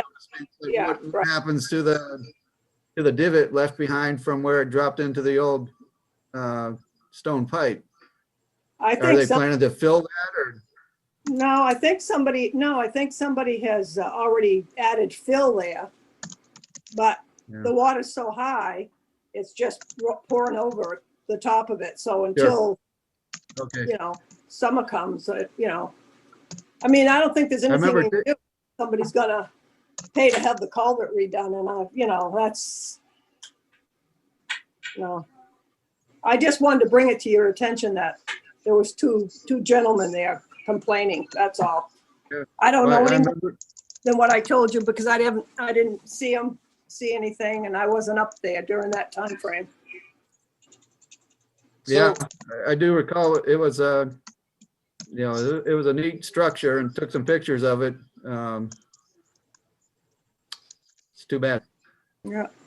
Hey, this is Steve. So I'm very confused by the discussion as far as geographically where we're talking about. So are we saying that someone is building something in past the Farron Pond gate? Because No, they're on Jewett. They're on Jewett. yeah, so the Jewett. culvert we've been talking about now is on, isn't that Mountain Road or Mountain School Road that goes down to the Yeah, Farron? well below Jewett Road. It's just below Yeah. Jewett. It's Before well you get to below the bridge. Jewett. That's right. So Jewett's got nothing to do with that culvert we just had this big long discussion about. So that's why I was asking, because the log landing is out on School Road. Is there another log landing even on Jewett? All I can tell you is that they said that they were bringing logs out that way, out of Farron Pond. I don't know anything more than that. You, I don't know. Yeah, because I'm very confused about what culvert we're even talking about at this point. well, if you go up to the end where the sharp corner is and the power lines go over, there's two roads. One that goes down into the entrance to Farron Pond. Yeah. And one right there that goes to the right. that Yes, goes down, and it's a non-maintained road. right. And where that culvert is, it's in, I'm guessing 300-400 feet. It's where the brook goes underneath the road. Probably all the same brook as the Yeah, other it's the culvert. same brook that ended up out down below on down by the Farron Pond entrance. Same brook. Hmm. I'm only telling you what was said to me. I just wanted to make sure that if we're gonna be traveling over any old culverts, that we're really taking a lot of precautions, that's all. Yeah, I guess I didn't realize that we went over that road if we even did.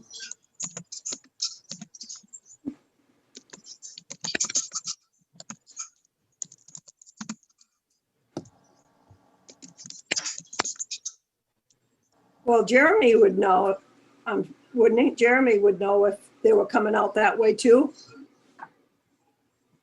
Wait, I'm lost on I know the box stone culvert that we armored and protected on Jewett Road. On Mountain Road. As far as the Jewett Road, there's a stone culvert on Jewett Road, you're saying that was damaged by the logging activity the town did. Well, And- that's what these guys are telling me. I'm not sure if they know what they're talking about, but they said they were bringing out log trucks, tandem log trucks. And they were going over that culvert, and that year, whatever, shortly afterwards, the water was coming over the road. Hmm. So I didn't know. I was kind of concerned whether we were bringing, the logs out on that off Jewett too, or just off the road that goes down to the entrance to Farron Pond? I don't know. That's why I'm bringing it up. Sure. Do we Yeah, have so enough? we built two landings on the Farron Forest, one at the very end of Mountain Road and one at the very end of Farron or Jewett Road. And both town roads, and I think it was Benji or was it Tim back then? But both the road agents were involved in both approving the use of that, those roads for that use. And we had a big, long discussion about the stone pipes on Mountain Road. So I don't know this Jewett Road thing. I don't know what we want to do about it. But moving forward, we'll continue to engage the town road agent and the town selectmen with road use as we normally do. We bond, you know, with the guys that are transporting these heavy products on town highways. And outside of that, if someone can let us know if we're doing some damage a few years before we're gone, that would be helpful. Yeah, I mean, I'm not sure. I mean, I don't know if there was anybody else up in there doing any logging or not. I don't have a clue. So. I think at this point, it's kind of after the fact and.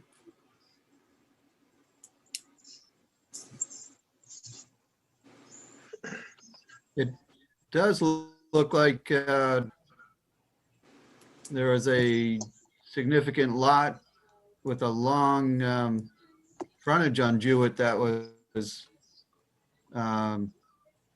logged pretty heavily and about the same time frame as, or similar time frame as our most recent work around Farron.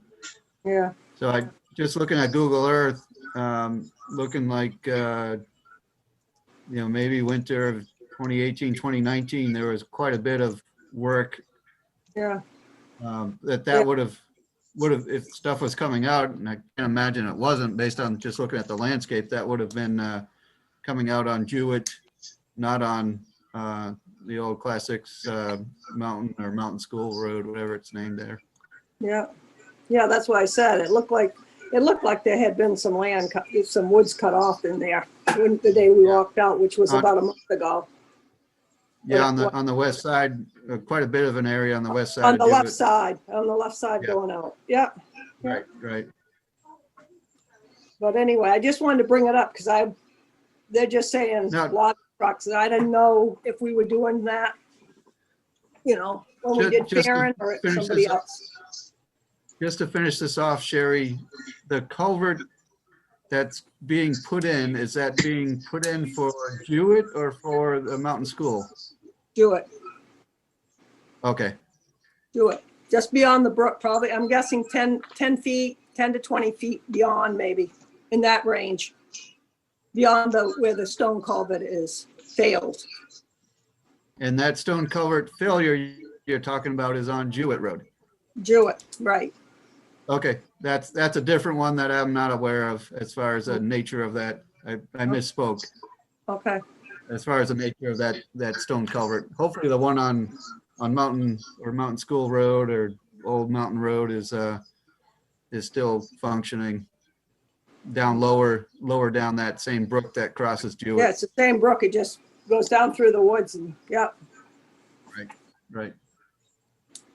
But thank you for noting that and at least giving our forester a chance to chime in on what our piece of the puzzle might be. Right, yeah.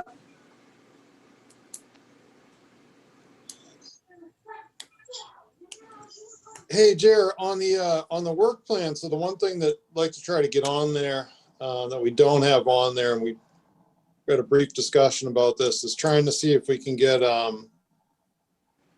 web-based GIS, set of set of maps and data, using something like ArcGIS Online, so we could jump on it with, anybody could look at it, or Andy could jump on it, who's ever got the laptop with GIS. I think there's a lot of things you can do with that. Yeah, right. And that, would that interface with a tax map arc? It would be totally separate. Yeah, Yeah.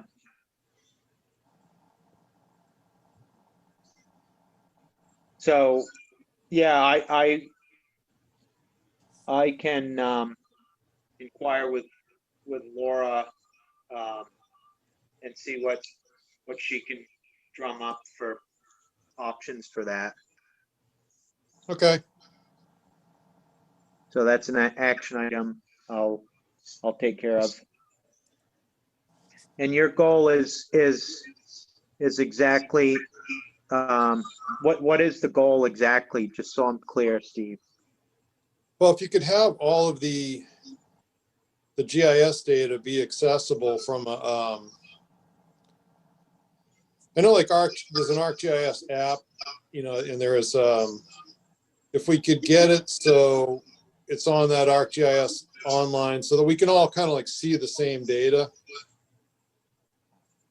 I mean, if we could get it to a publicly available platform, that's good too. Somehow like the tax map there's some software in between there where people can look at the tax map data. I'm not sure what they're using, but in any event, so at least the commission members and your team can all see the same actual GIS layers, kind of host them somewhere we can get at them. Sure. Yep. Okay. Yeah, what I'll do is I know a few folks I could network with and just see if there's other towns doing something like that. So we're not recreating, Yeah, shouldn't be that hard. scratch if something's out there. Okay. Yeah. All right. That's everything I had on my end. Is there anything else that I can chime in or should hear from you folks on any matters?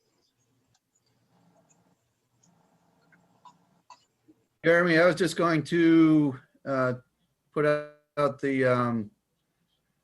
that pollinator habitat over at Felch Farm. Is there anything to do we should be thinking of doing, or decision point on that for this spring?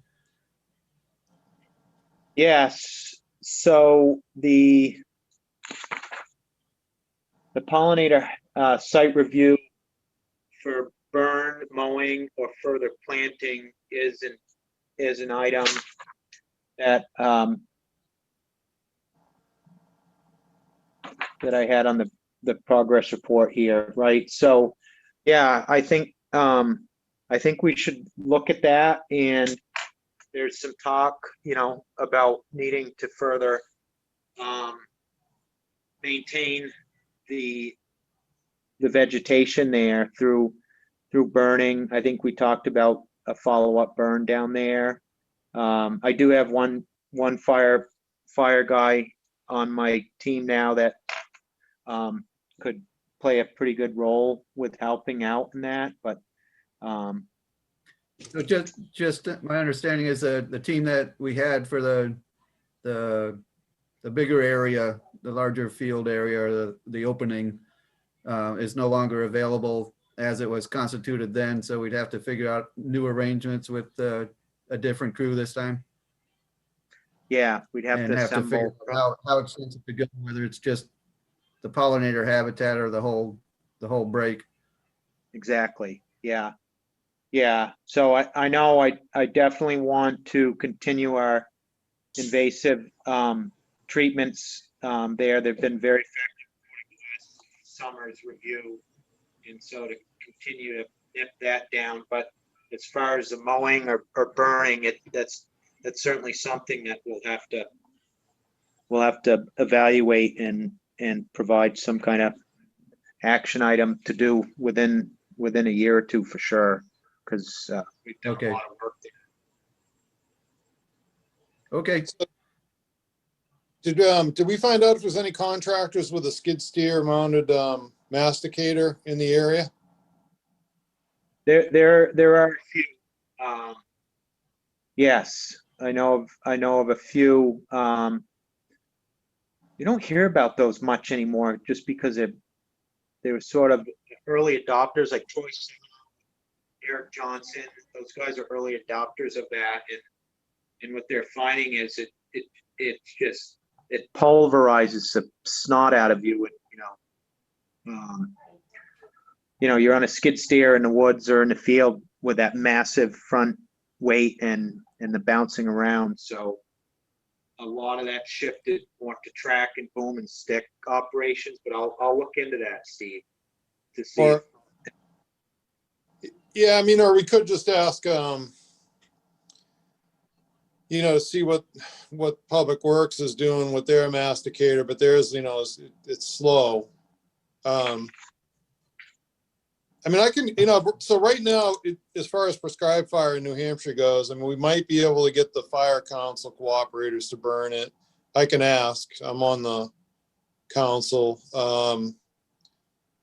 There are no commercial vendors. There might be one guy in Maine now, but Joel Carlson sold his company or closed it down, and Nort Phillips closed his down. If the fire department wants to implement a burn, I mean, I don't mind burn bossing it. We just need to figure out liability protection for that. So, I don't mind exploring that with the chief and just see if they're even interested.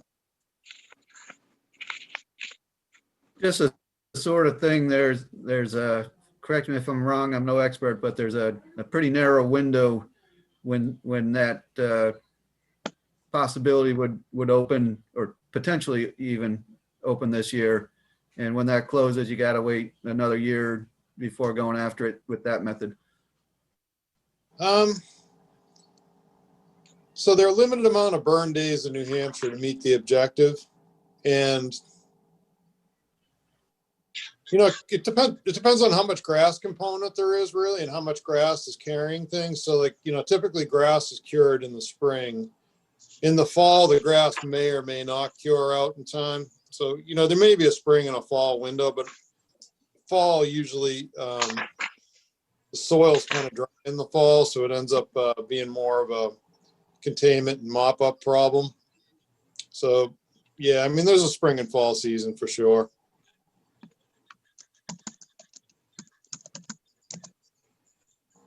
So I could fill the chief out though and just see, it would probably take about 10 firefighters, probably a couple of engines, and I don't know if anybody's got a UTV or not, with any of the fire departments.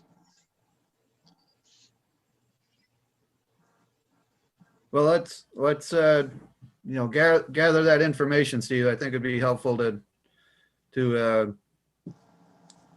just do our end to see if it's a possibility or not. You're Yeah. talking maybe late April or early May? Ideally, not too long after the snow gets off and it dries out. So whatever that is this year, could be earlier. Could be as early as March. Hey, Naomi, do you know off the top of your head, for a Conservation Commission member, like working on behalf of the town, are we covered by liability insurance, like in that case, or? Steve, I believe you are, but I could just double check with Primex. That's not a big deal, because I believe you are covered. But I'm not sure where, covered to do what, you know what I mean? You're a conservation member, but if you're gonna light a fire, I don't know, you know what I mean? I'd have to double check. Yeah, why don't I email you my qualifications? So I'm a qualified burn boss type 2 on a national level. And run that question by him, because I wouldn't be comfortable doing it without I was covered and not subject to being sued. Yep, go ahead and send that and I can forward it to them. Okay, I'll get you my red card and send it to you. Anything more for Jeremy? We've had a long one tonight, but lots of good things to cover. We don't want to keep him beyond the 2 hours and whatever prep time if we don't need to. Great. So I've got my marching orders and I will get some things back to the commission as a group, and I'll just wait for your feedback on some of those items and go from there. Thanks, Chair. Sounds Thank good. you, Thank you. Jeremy. Thank Thank you, you. Jeremy. Good night. Night, Night. Jeremy.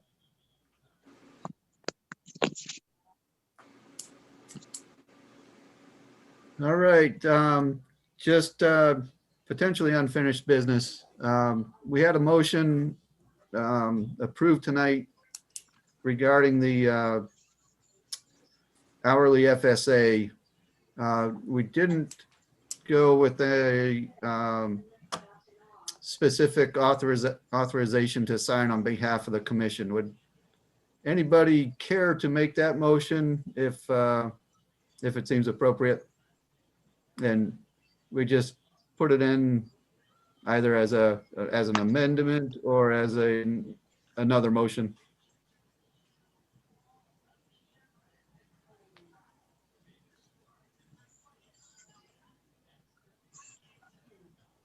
What are you suggesting, Andy?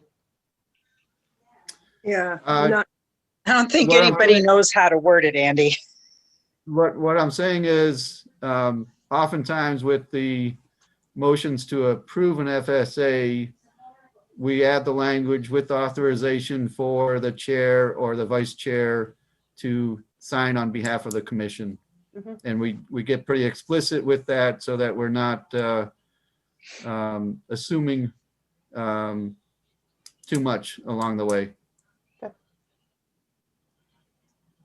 This is Bill. I'll make a motion to authorize the chairman and/or the vice chair to sign the FSA agreement with Meadows End Timber that was voted on earlier this evening. I'll second that. So we got Bill's motion with Lori's second. Any discussion on it? There being none, I'll do a roll call on this one. And I'll start with you, Ray. Yes. Sherry, yes, Michael, Yes. Steve, Yes. Bill, Yes. Lori, Yes, and there's a yes from me, from Andy also. So all in favor, thank you. And how about we just drop back to the agenda and the minutes from last meeting? Any needs for additionals or clarifications or corrections on the minutes?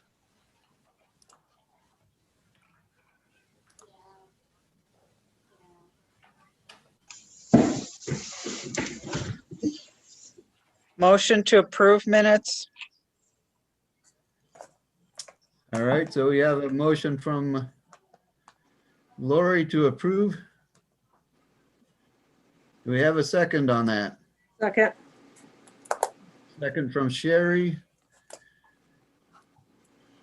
Any conversation about the minutes needed? We'll do the roll call again. I'll just switch it up this time. How about Lori first? Yes, Bill, Yes. Michael, Yes. Steve, Yes. Sherry, yes, Ray, Yes. and that's a yes from Andy too, so all in favor. Thank you.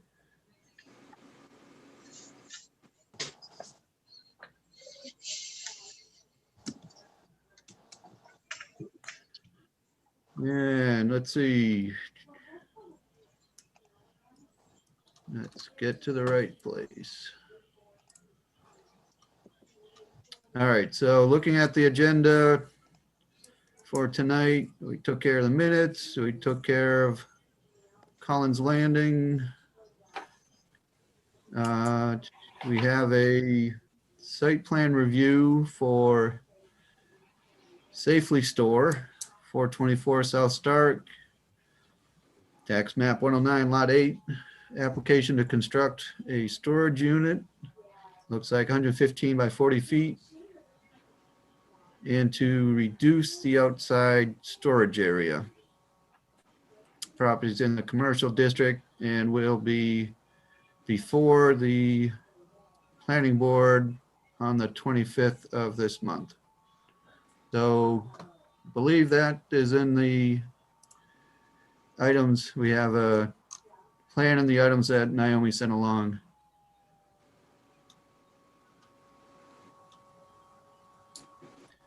So try to find that and wade into it, give it a little bit of thought, and if we have concerns, we can pass those along to the planning board.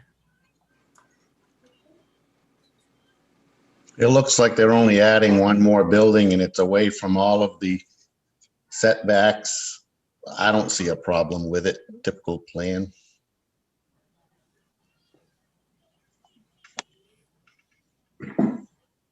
Andy, I think it's the last one of his, he's already got 8 up and he's gonna do the last one. It's kind of the bigger one to the end if you look at it, and it's already on the paved area.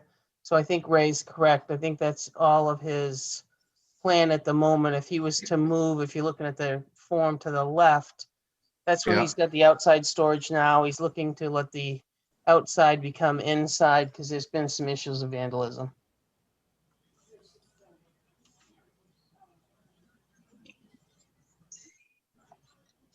Thank you.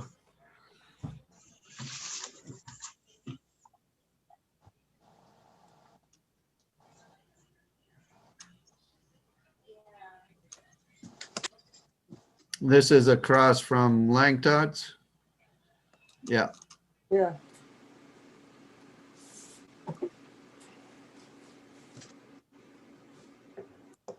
The back end of it's on the north side, Otter Brook.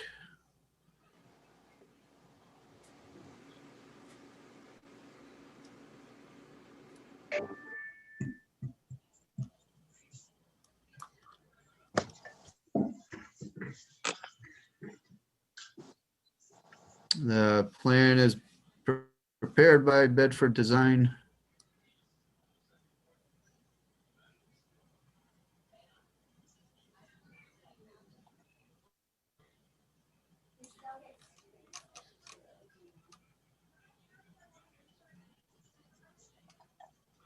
We have edge of jurisdictional wetlands.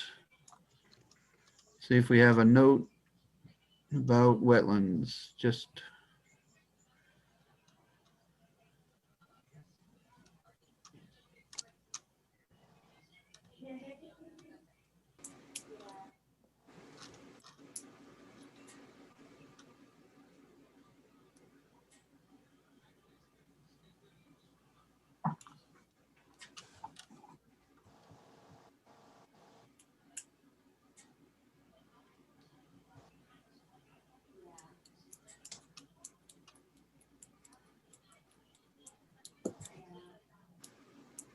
I don't find one. Does anybody find any mention of it at all?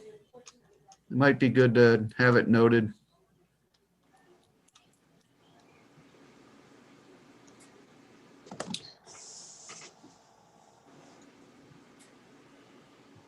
What kind of note are you talking about? It does have the buffer. You know, I guess one thing that's not clear to me is like a development where you're just, you know, this plan is just about adding a structure.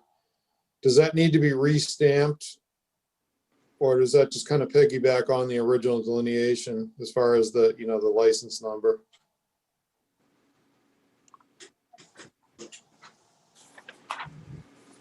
Well, yeah, I understand. I think I understand the point. I would, frankly, I'd rather not have to go back through the record to see who, if I had questions in the future, just looking at this plan, who delineated wetlands. I'd like to see that as a note. If you're going to show jurisdictional wetlands, seems reasonable to ask that you have a note at least saying who delineated them for as used on this plan, so to speak. Yeah. Not a biggie. And I certainly I don't see it as something that we would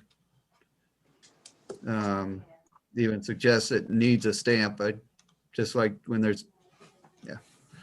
I think you all get the drift of what I'm saying. Mhm. Andy, this is Bill. Yeah. I'm not sure what stamp you're looking for, but it says this plan is a result of field surveys performed by Bedford Design Consultants in March of 2018 and measurements made in December of 2020. Yeah, Bill, all I'm saying is on the north end of the property, we have the brook, we have wetlands along the brook, we have delineated edge of jurisdictional wetlands. I would just love to see a note saying wetlands delineated by so-and-so in, such and such a time. Okay. You show we show a non-disturbed buffer off it. We show, I'm not sure what the 50-foot setback is, but it's of some import to the back of the property. So just, I would encourage the planning board to ask for just a note, not a stamp. Doesn't the note on the top, right up where it says map 109 lot 8 says approximate 100-year floodplain per FEMA? So that must mean FEMA's not gonna someone give at you- some point put that, delineated that. Yeah, but that's not going to give you necessarily the edge of jurisdictional wetlands. Right.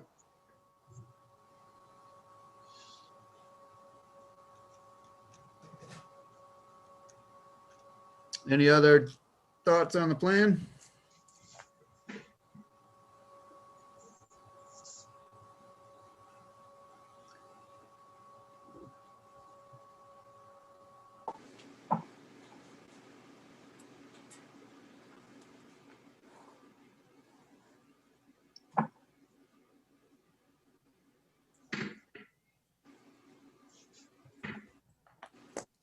That's a very loud no. So, okay, let's move along. And I'll provide a request, a recommendation to folks with the planning board. Maybe even before the meeting this time. Andy, what happened with the plans that we talked about last month, I believe, which was the plans for the paintball place down on 149, where the parking lot was going to drain right into the wetland area? I got confused because we had two different dates on the two planning board items.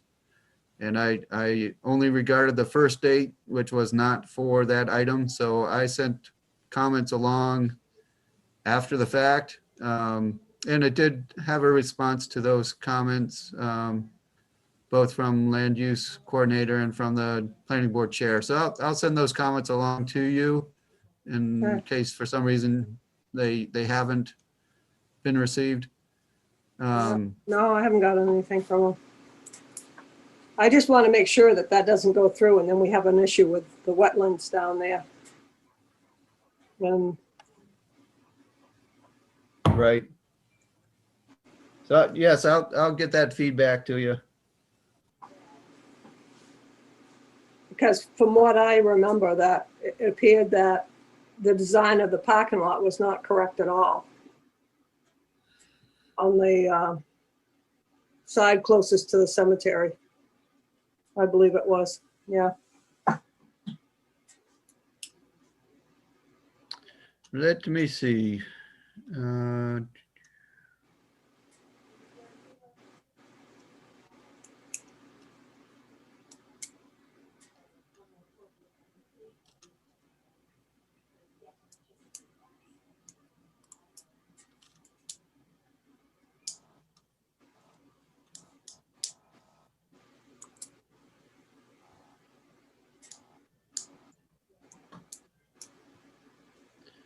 All right, and I apologize for not sending this out to everybody. It just came in, comments from Craig to Kelly and myself.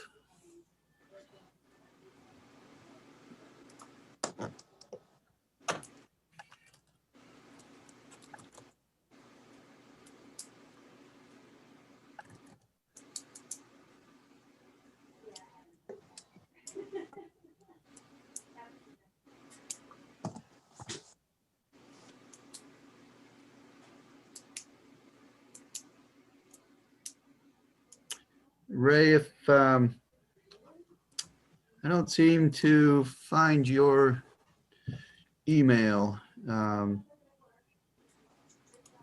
It's a long one. It's, Well, maybe if I start typing it, it'll jump in here.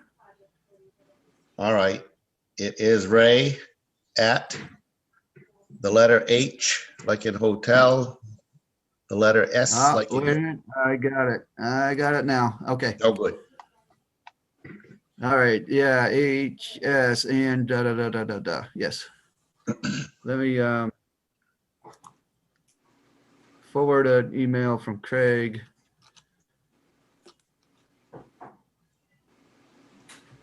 So, Sherry, you can take a look at that, which should I be will. coming through. I mean, the gist of it is Craig says, thank you, and provide some commentary on the response to our questions, which is what we hope for. Mhm, okay. Let me see, there's also another one that I'll send out, this one from Kelly.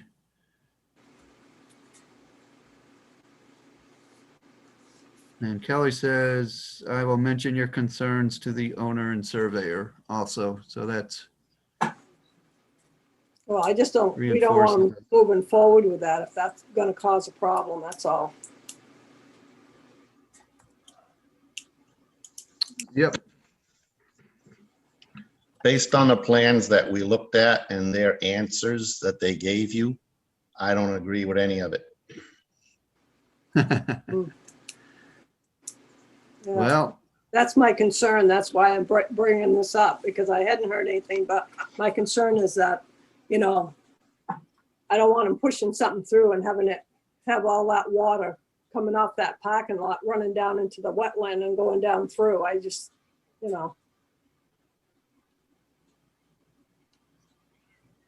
yeah, it's, you know, it didn't valid appear, concerns and didn't appear the blueprints were done correctly.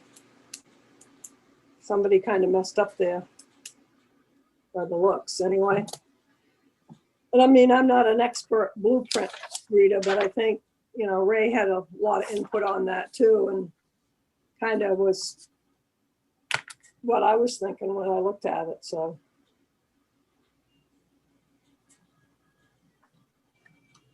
understood.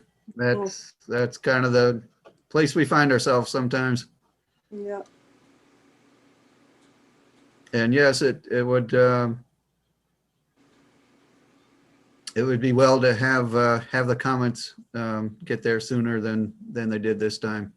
I don't think it would have changed a thing though. You know, I'd encourage anybody if as individuals you have concerns that it's perfectly appropriate to strike up an email conversation or give a call to the chair of the planning board and hash them out. Civil discourse. It's a good thing. It's a good thing. All right, looking at the agenda, nothing from Wetlands Bureau. We went over where we're at with the Hardwick land purchase. Steve, you had some items that it looks like we got onto the agenda. Thank you, Naomi. Would you like to speak to those? Yeah, so everybody should have the plans for Cortland. And just wanted to remind everybody that this, this thing is pretty well built out and it hasn't been monumented, as far as I know. And we really need to do something about that. Well, haven't we discussed this before? Didn't we say, go to the planning board about this and they said it'll be taken care of after everything is done? And I think waiting is not a good plan. Yeah, last time we talked about, Naomi mentioned that she was dealing with that other open space one down by Daniels Lake, I think, and then this one was next on the agenda, because I think the Board of Selectmen have to deal with this. I agree. This is Bill. We've talked about this many, many times. Yeah, And the road is still owned by the developer. It's not a town road. It's not going to be until all that stuff is done. And they still have his The road bond in bond. place and whatnot, and it's just, time is gonna be the thing that cures it. And discussing it again tonight is just a total, complete waste of time. We have discussed it and discussed it and discussed it. That's how it works. It needs to just, they're watching it. There's nothing we can do here tonight other than waste a little bit more time. Well, it's not a waste of time just to keep it on the agenda, Bill. I disagree with you there. The other thing that I did want to mention too is if folks get a chance when they drive by there, if you look at the pine trees on the north side of the Cortland Ave Road, the hydrology has been changed on the town property. And so there's a bunch of dead timber in there, and I kind of wonder if we're going to end up holding the bag. So I want to bring that up as well. Those could end up being a hazard concern. well, Steve, I had brought that up a couple of times at the Yeah. different meetings. And what's happened was, like you said, they've changed that. But the reason those pine trees are all dying is because there's a great big pond of water there. If It was you, over there. Yeah. yeah, never was there before. So, and it's not draining. I don't believe there's any culvert right in that area. And if it does, if you put a culvert in, it's gonna drain it in somebody's yard across the road. Yeah, it must have drained somewhere beforehand. So, I mean, when the weather gets a little better, we might want to take a look at that.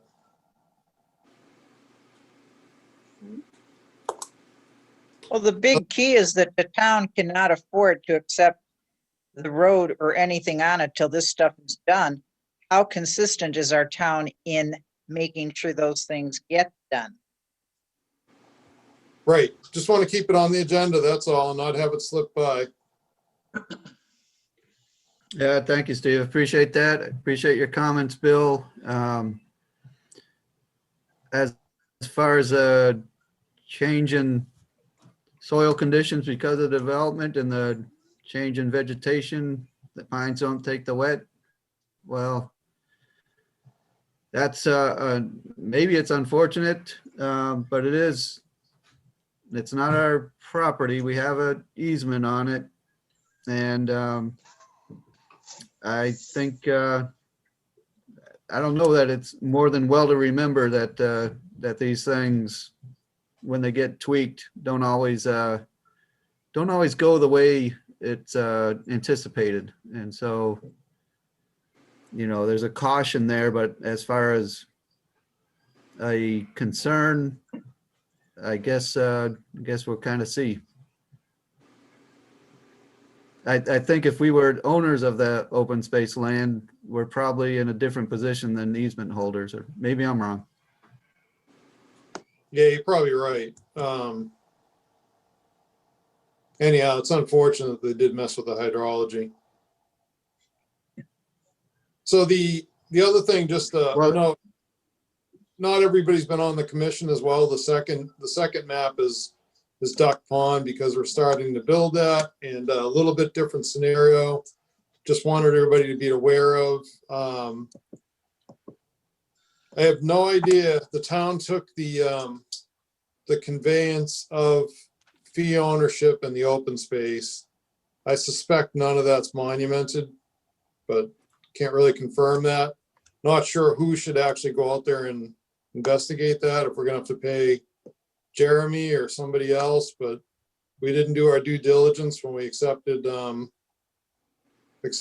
property about 15 years ago now, probably. And so the oddball thing, because I know, I think the only ones that were on the commission when this thing happened is if you look on the map and you see the light gray shading on road D, those, Yeah, that gray shading, not the dark one, but the light one, is part of the open space calculation. And I have no idea how we're going to enforce that. So that's supposed to be, any of that gray shaded area is supposed to be left alone, even though it's on the private parcels. It was absolutely ridiculous that that ever happened. It's going That's to be, all easement, right? I don't even think it's an easement. It might be just a restriction. We'd have to go looking back in the deeds. It's one or the other though, Sherry. It's either restriction or an easement. That's what do they say? Oh, they've got, yeah, yep, they call them, no, let's see. There's so much going on there. Conservation easements. Yeah, you're right. So Looks we've got like to it. enforce a conservation easement against 1, 2, 3, 4, 5, 6, 7, 8, 9, 10, 11, 12, 13 different owners. So not only do those lots have to get monumented, but those easements all need to get monumented. Wow. great. What does that run in costs, Steve? Oh, I mean, it should be on the developer. They haven't started, I don't think they've started down there. I think they're just off of this road A right now on that main line of lots right there. Okay, So I don't know how we're gonna tackle that as a commission. I mean, I'm not gonna go out there and go looking around for stuff, but it's just a nightmare. Stepping back a bit, do we know whether the open space conservation land has been conveyed to the town? Yeah, it was conveyed. Yeah.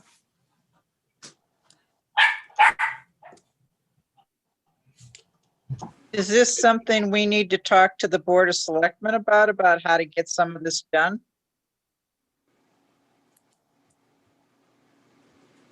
It's a problem. I don't know whose responsibility is. I have the book and page for the conveyance, but it's essentially the same issue as Cortland, you know?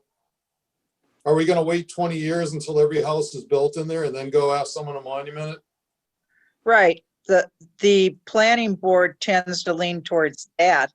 Is there a way to push them? Do we have to talk to the selectmen to bring forth a resolution between us and the planning board taking a more proactive attitude towards this?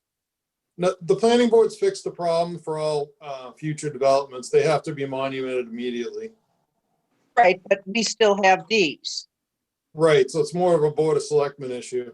Yes, we need to have a chat with them.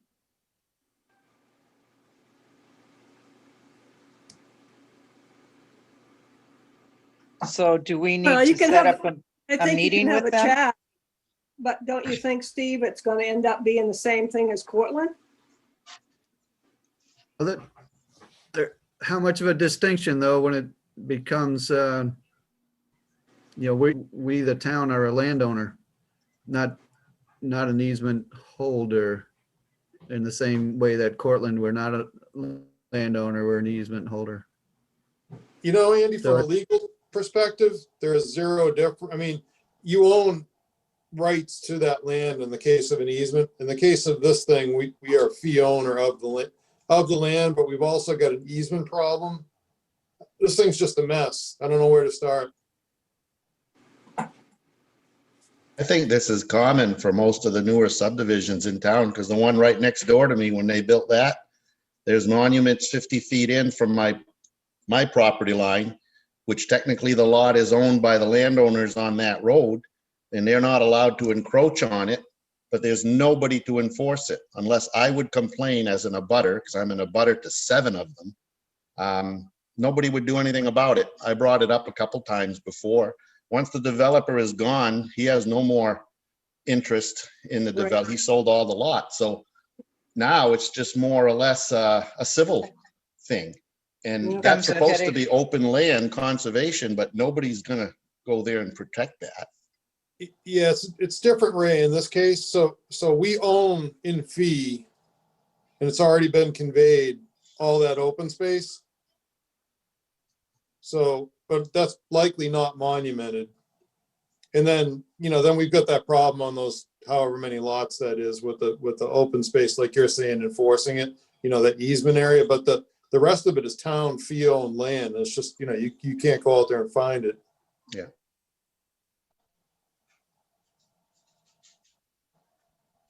So I don't know. I don't know who's really got the ball, but it seemed like, at least on Cortland and probably on this, once the plan is approved, the planning board has nothing to do with it.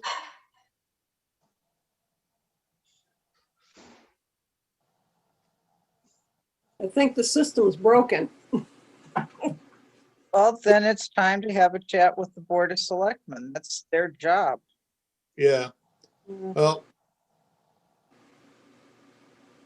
Sherry, do you want to, you could just take this plan and discuss that and just say none of this is monumented, and how are we going to, with both of these developments, but what's the plan where we own this? Is there anything we can do to make the developer monument the town property now? We were foolish ever accepting the deed without having the monuments verified. Well, hopefully we're not doing any more of this, but now it's time to have the board step up. Naomi? This is a tough one that could be a pretty expensive one. Yeah. Naomi, are you still there? I have to be. Yeah, okay. I don't know. What are your thoughts on this? Because you've Well, done, we're still waiting on the one that I explained before off of Daniels Lake Road. We still haven't accepted that one because there was a discussion about, it was a claim of 6 lots, 6 monuments being not there or missing. And then when we sent out Keach Nordstrom to verify, it wasn't 6, there was 26. oh, So we wow. haven't accepted anything yet. So that's what I'm saying. So until those all get in, I'm not accepting it. We're not giving back the bond money. We're waiting.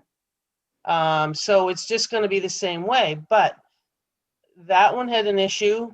Cortland has an issue. Duck Pond has an issue. So, it's in the forefront, and we've accepted the fact that we aren't going to accept them. So the one off of Daniels Lake Road is being maintained by that developer, even though the houses were all built 2 years ago.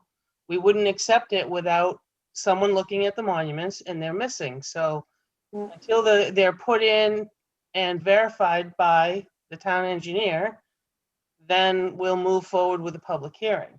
I can't envision it happening any different for Cortland or Duck Pond. So does this mean, Naomi, when we don't accept something and we're waiting, that we are not spending town tax dollars to plow or maintain any of that? Correct. Okay. Cortland is not being plowed or done by us. Neither is the one off of Daniels Road, and neither is this one at Duck Okay. Pond. Yep. We have all their bond money, but that's if they walk away or go bankrupt. So But we have something in place now that if a new development goes in somewhere, that they have to put the monuments in before they I believe start. the planning board made that change. Yeah. All right, Not 100% sure, but I Yeah. think they made that Yeah. change. okay. That's what I thought. I heard something about that. Yeah. Yeah. All right, sounds good. Well, just so everybody knows, that's the deal. So now you've got the plans, just to refresh everybody's memory. Yeah. Well, I'm glad you brought it up. Thank you. Welcome. Thank you, Steve, for wading into that one. It's a challenge.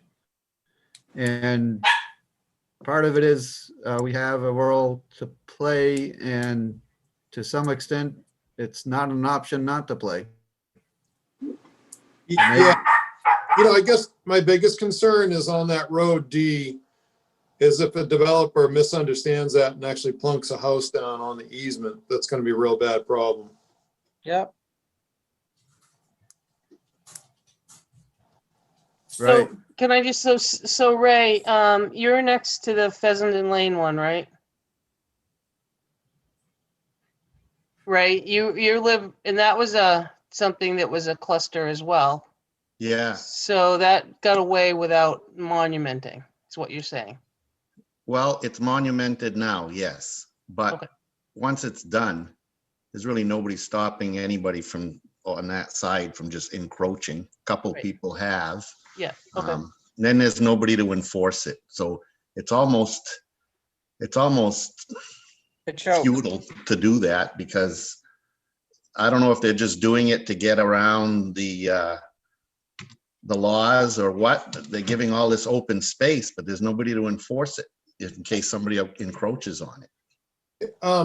Ray, I Well, just, wanted to- Pheasant Lane was one of the better ones, if I remember. yeah, it was PLC. PLC does monitor that. I think you might be wrong on that one. They monitor behind us. We abut the upper part. There's little plaques on the trees out Yeah. there, but there's nothing going down our whole driveway. Our entire driveway goes down the hill. There's 7 houses that abut that. And they put a 50-foot buffer with monuments. Oh, But yeah.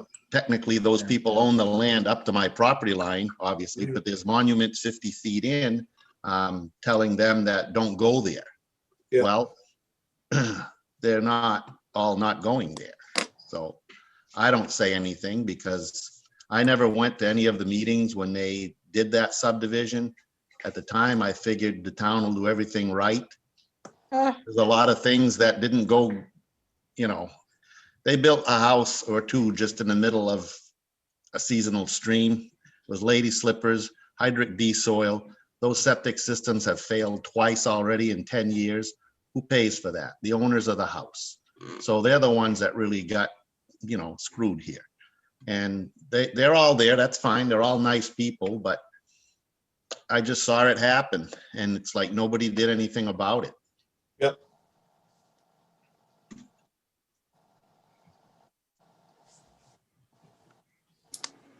Well, there's a lot of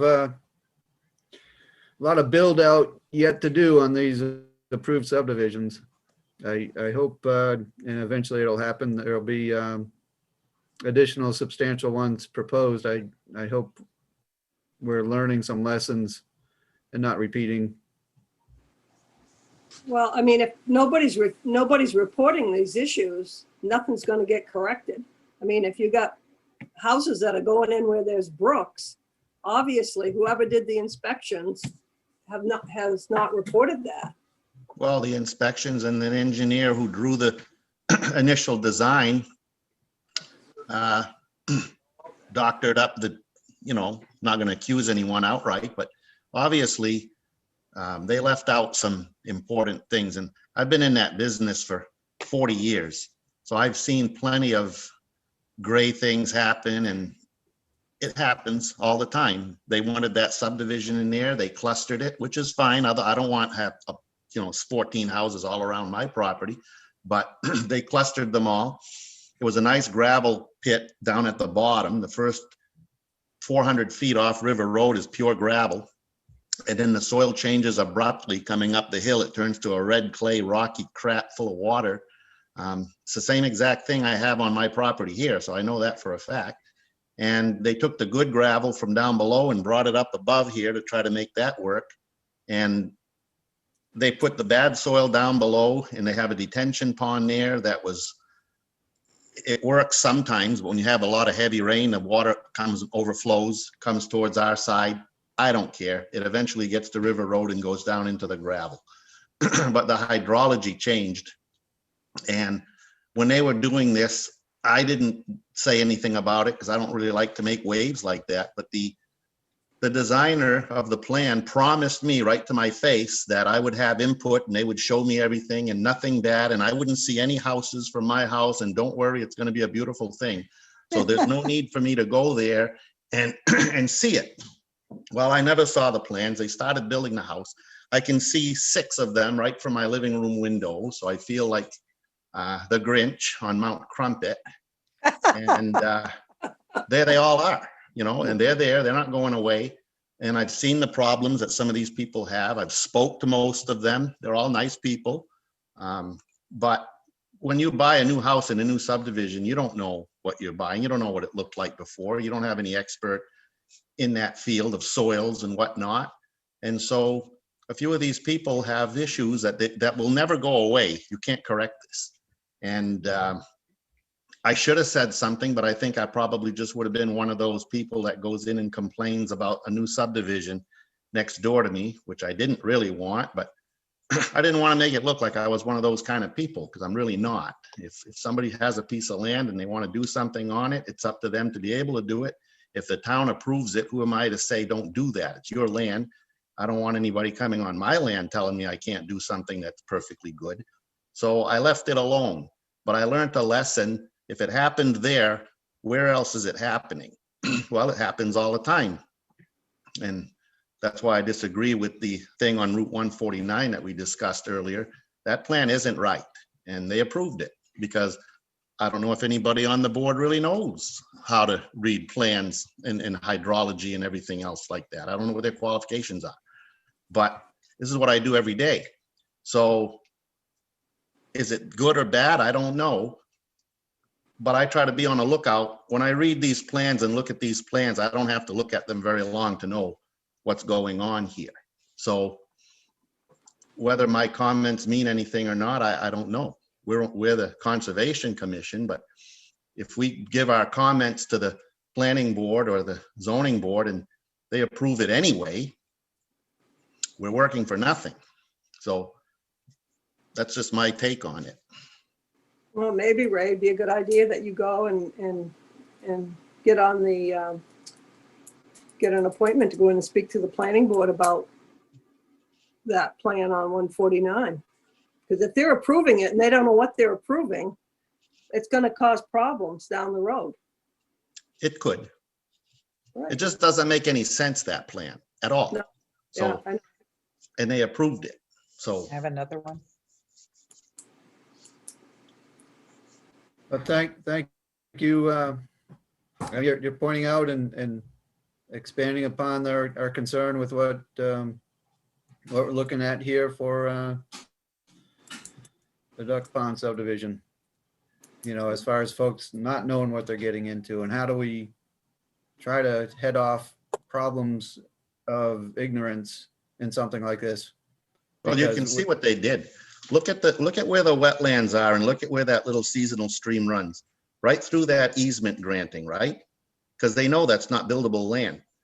But if they make it into a house lot and they grant that part of the house lot to the easement, technically that house lot is a lot smaller than what the town requires for a minimum size, but it gets them by that lot. So now they give you an easement on a wetland that you couldn't touch anyway. But now there's an easement on there, and how is anybody going to enforce that? See, so now somebody that buys that lot is going to have an undersized lot for the septic system and the well that they're going to require on that lot. You're supposed to have a well no smaller than a 1 acre lot when you have a well. Well, the allowable use space of that lot might be smaller than that now. They got a very limited area where they can put a septic system. They have to be far enough away from that wetland. And so by the engineer granting that wetland, it's supposed to appease us and say, what a wonderful thing. We have a nice easement here. No, we don't. We have a liability. So these people aren't going to welcome anybody coming onto their lot that their deed says they own and say, don't do anything there, right? They're going to do whatever they want with that. So this kind of plan is, they're fooling us. Irresponsible. Right. You're cramming more than you should in a certain area, and that's it. And I shouldn't be complaining about it. I was in this business. I did developments. I built roads, houses. We did dirt work, and this is what happened every day. You know, as a developer, you're going to maximize every square inch of that land that you can, and your engineer is going to help you, and he's going to make it sound like everything is beautiful, and the people that buy the houses don't know the difference. The realtors don't know the difference. No, but planning, zoning, and us are supposed to know the difference. And you're supposed to know the difference, but how? I don't know what you all do for work. It just happens to be that this was my type of work. So I'm aware of all the silliness that goes on with it and all of the, covering up. So Sometimes that awareness does feel like a curse. I know that too well on these things. yeah, so you see it and it's like, what can we do about it? I don't know. Everybody would hate you if you did it properly. I always tried to. But there are many developers out there where money and profit is the only governing factor in their lives. And they don't care. They don't live here. And most people that come into these subdivisions move from the city. So there's absolutely no understanding of what's really going on here with these subdivisions and this land. It just happens. And the more that it happens, the worse it'll be in the long run, because you're going to have these issues. This land, it covered them in order to get to their approval for this many lots. And they know darn well that after 10 years from now, nobody's going to remember these little shaded areas here. And so these people will take whatever they need on their lots to do whatever, they build a shed or whatever, and nobody's going to say anything about it because they're all in there together. And who's going to show up and knock on their door and say, hey, by the way, we know it's your lot, but there's a conservation easement there that you're not supposed to go on. Lawyers will get involved. It's not worth the effort. So in the long run, the developer gets what he wants.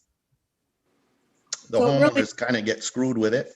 And It we really can't has do to much about it. stop, right? The planning board, zoning and planning need to fully understand these drawings, which I don't believe any of them, I don't believe they're understood. Because if they were understanding things, they wouldn't be letting them happen, right? Right, Yeah, they I understood. disagree with that, Sherry. I think they do know what they're doing. And I they don't- all Well, own Steve- land. Nah, I don't think the majority of the people on the planning board or that have that kind of background. Yeah, they knew exactly what they were doing, Sherry. Paul Moran was in charge of the planning Well, board. yeah, And so what happened here is, Ray is absolutely on this, because I said at the time that I didn't think this was a good idea, allowing this open space development. It should have been a conventional development with regular lots. This thing is a mess, because it's like the ratio of boundary line to open space is absurd. It's all the junk land. And Tebow, what they did is they just jammed in as many house lots, completely abusing the whole open space process. It's just this thing is a mess, and it's going to be a mess forever.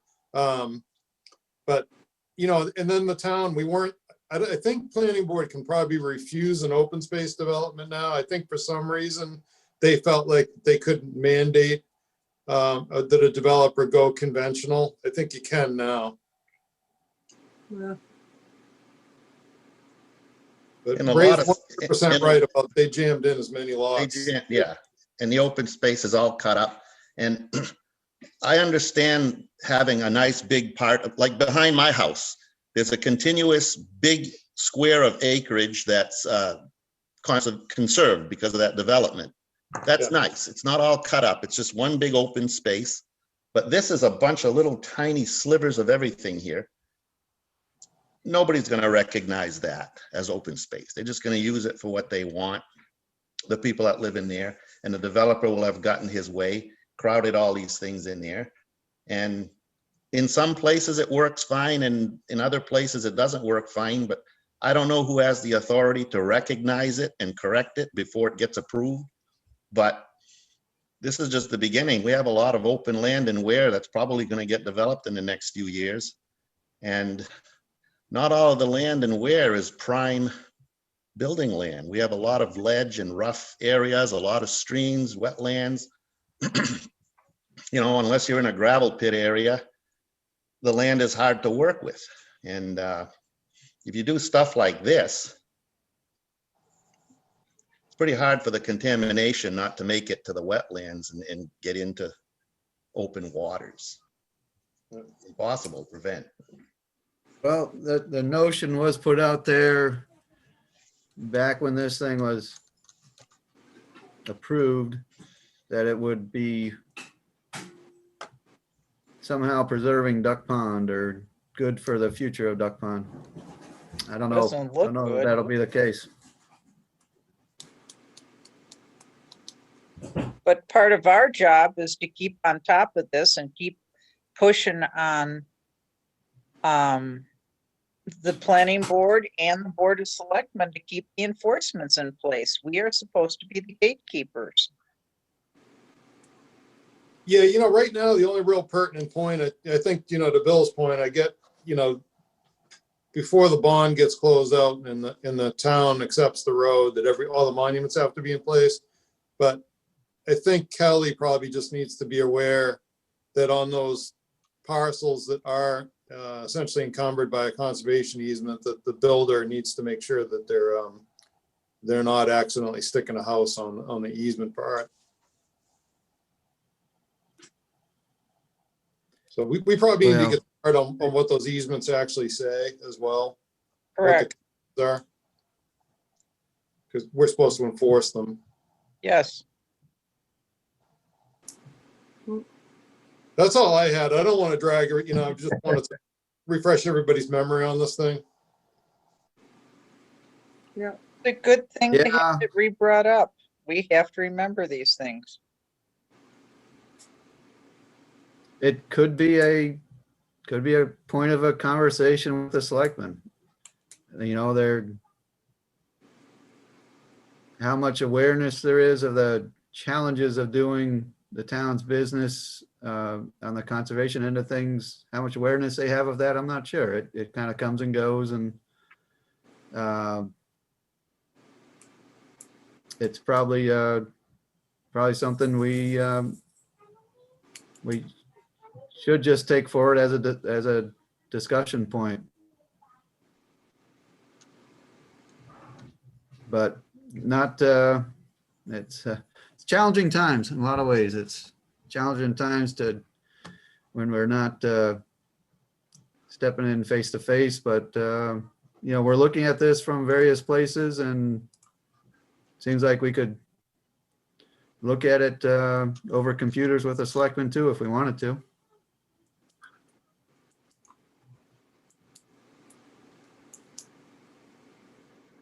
Well, my Thanks, concern, Steve. yeah. Go ahead, Sherry. No, I was just gonna say, if we know that there's definitely something wrong and the planning board or zoning or whoever is allowing it to go, they're okaying this stuff, obviously, they either don't understand what's wrong or they don't, whatever. Care. I don't know that they don't, whether they don't understand or there's another issue there. I don't know.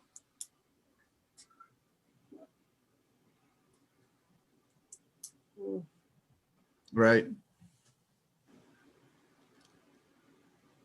Duck Pond, Four Farm, Cortland. Steve, do we have a plan going forward? I guess on the Schmidt Banks, that's where Jeremy said he's going to, once the snow's gone, look with the metal detector. Yeah, Mike Dahlberg actually helped us out with that because Mike was the surveyor of record, and some of those pins had been set down so they weren't hit by the mowing equipment in the fields and along the roads. So they're going to go back with metal detectors. If they can't find them, then we're going to have to, get a statement of work together. But yeah, Mike forwarded some old plans, and that was real helpful. Had notes. Yeah, one of my nephews did the same to me on one of those. I didn't know what he was looking for approval to pound on, and he found something to pound and buried it pretty good. Like, Yeah. Oh, there was one around here somewhere. Oh, well. All right. Yeah. Anything else for tonight, folks? What's that TOA membership renewal? Are we supposed to vote on that? Oh, yeah, I was going to ask Jeremy to take care of that for us. He brought one to us years ago, and we said it made some sense, as we are a fairly significant landowner in town to be aware of markets and forest landowner concerns.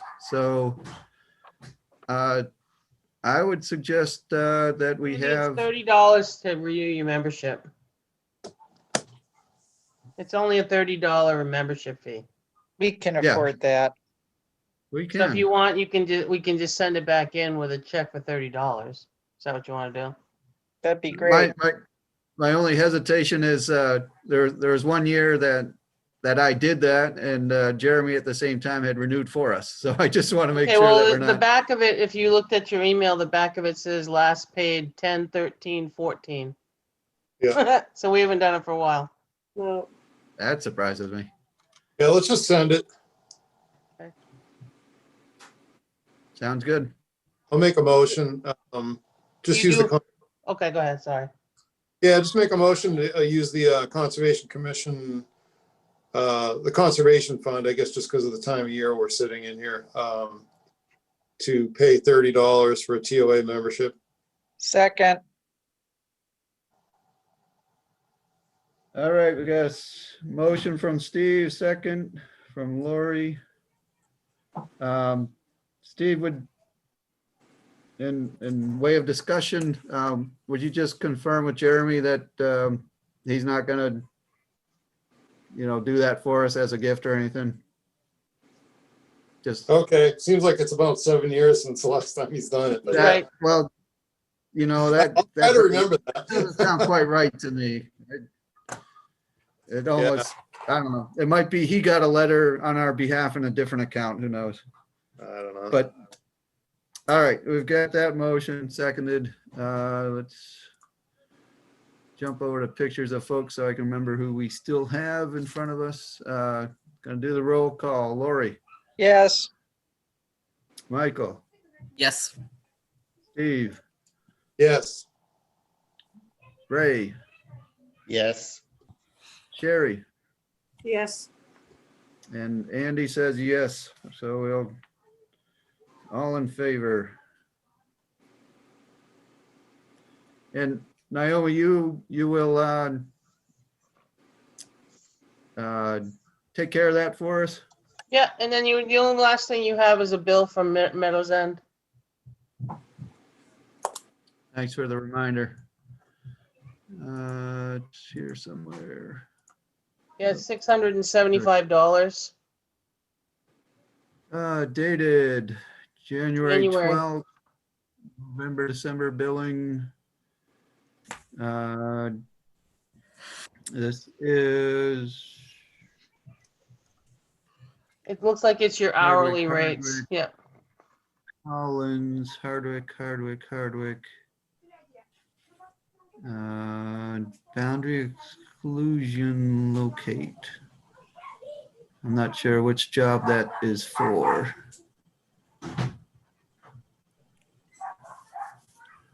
Would that be Banks? It might be. Any idea on that, Steve? No, they've changed the billing person and we don't have things separated by what funds are supposed to come out of. I mean, I think all of this is out of the Conservation Fund, probably. Even though the Hardwick land purchase will be town forest? Yeah, I guess I could go either way with that. Probably doesn't matter. So, But- so just, Steve, though, on your forest purchase, the deposit, remember you only had 150 authorized at town meeting. So between your legal and your deposit and your purchase price, you're gonna exceed that. So you're gonna have to take your difference probably from somewhere. Yeah, conservation. Right. So we didn't account for this, I think, in that money. Yeah. No, I mean, he's talking about town forest account versus you're talking about the specific. The warrant Yeah. article comes from the town forest money, though. Yeah, no, I got you. But I mean, we're not going to take you're saying the whole entire town forest account would be? Well, we encumbered all of it with the purchase and sales so that we could get through the closing for Hardwick, but we didn't actually, I don't think we talked about taking this out of there either, but I mean, it's got to be paid for somewhere. Yeah, no, this is, I mean, so what I'm saying is this is messed up anyhow, because like the Collins Ledge, that's out of conservation. See that 375? Oh, yeah, yep. So there's really not very much of that associated with town forest, but I just make a motion to pay this whole thing, entire thing out of conservation, and then I need to talk to Jeremy about getting back to identifying which projects are supposed to come out of which account. Okay. So my motion is to pay 675 from the conservation account for, let me get the statement number here. Second, It's, yeah, they didn't give an invoice number either, but to pay this invoice dated 1/12/21. Yeah, we got to straighten that out and get individual invoice numbers. So Laurie All right. seconded. Steve made the motion. I'm sorry, Lori seconded. yes. I won't run over it. Anybody want to discuss any aspect of that? Andy, are you gonna sign it and send it back, or how do you want to do that?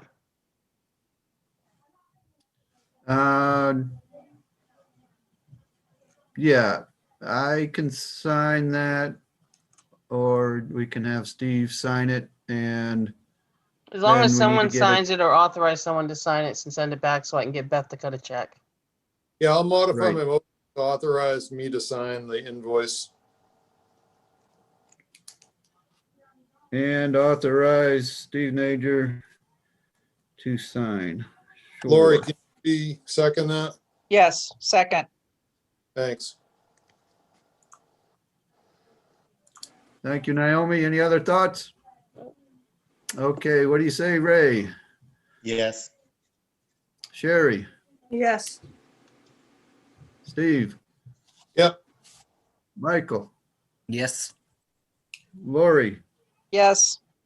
And Andy say yes. Okay, all in favor. Motion passes. I'm pretty tapped out. I think that does it. I make a motion that we We still have time. It's not midnight yet.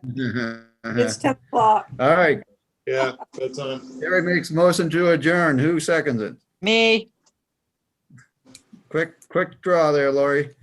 Motion to adjourn. Let's just go by voice vote on this. All in favor, say aye. aye. Aye. All right, we adjourn at 10 o'clock. Thank Thank you. you, Have a Naomi. nice evening, guys. We'll see.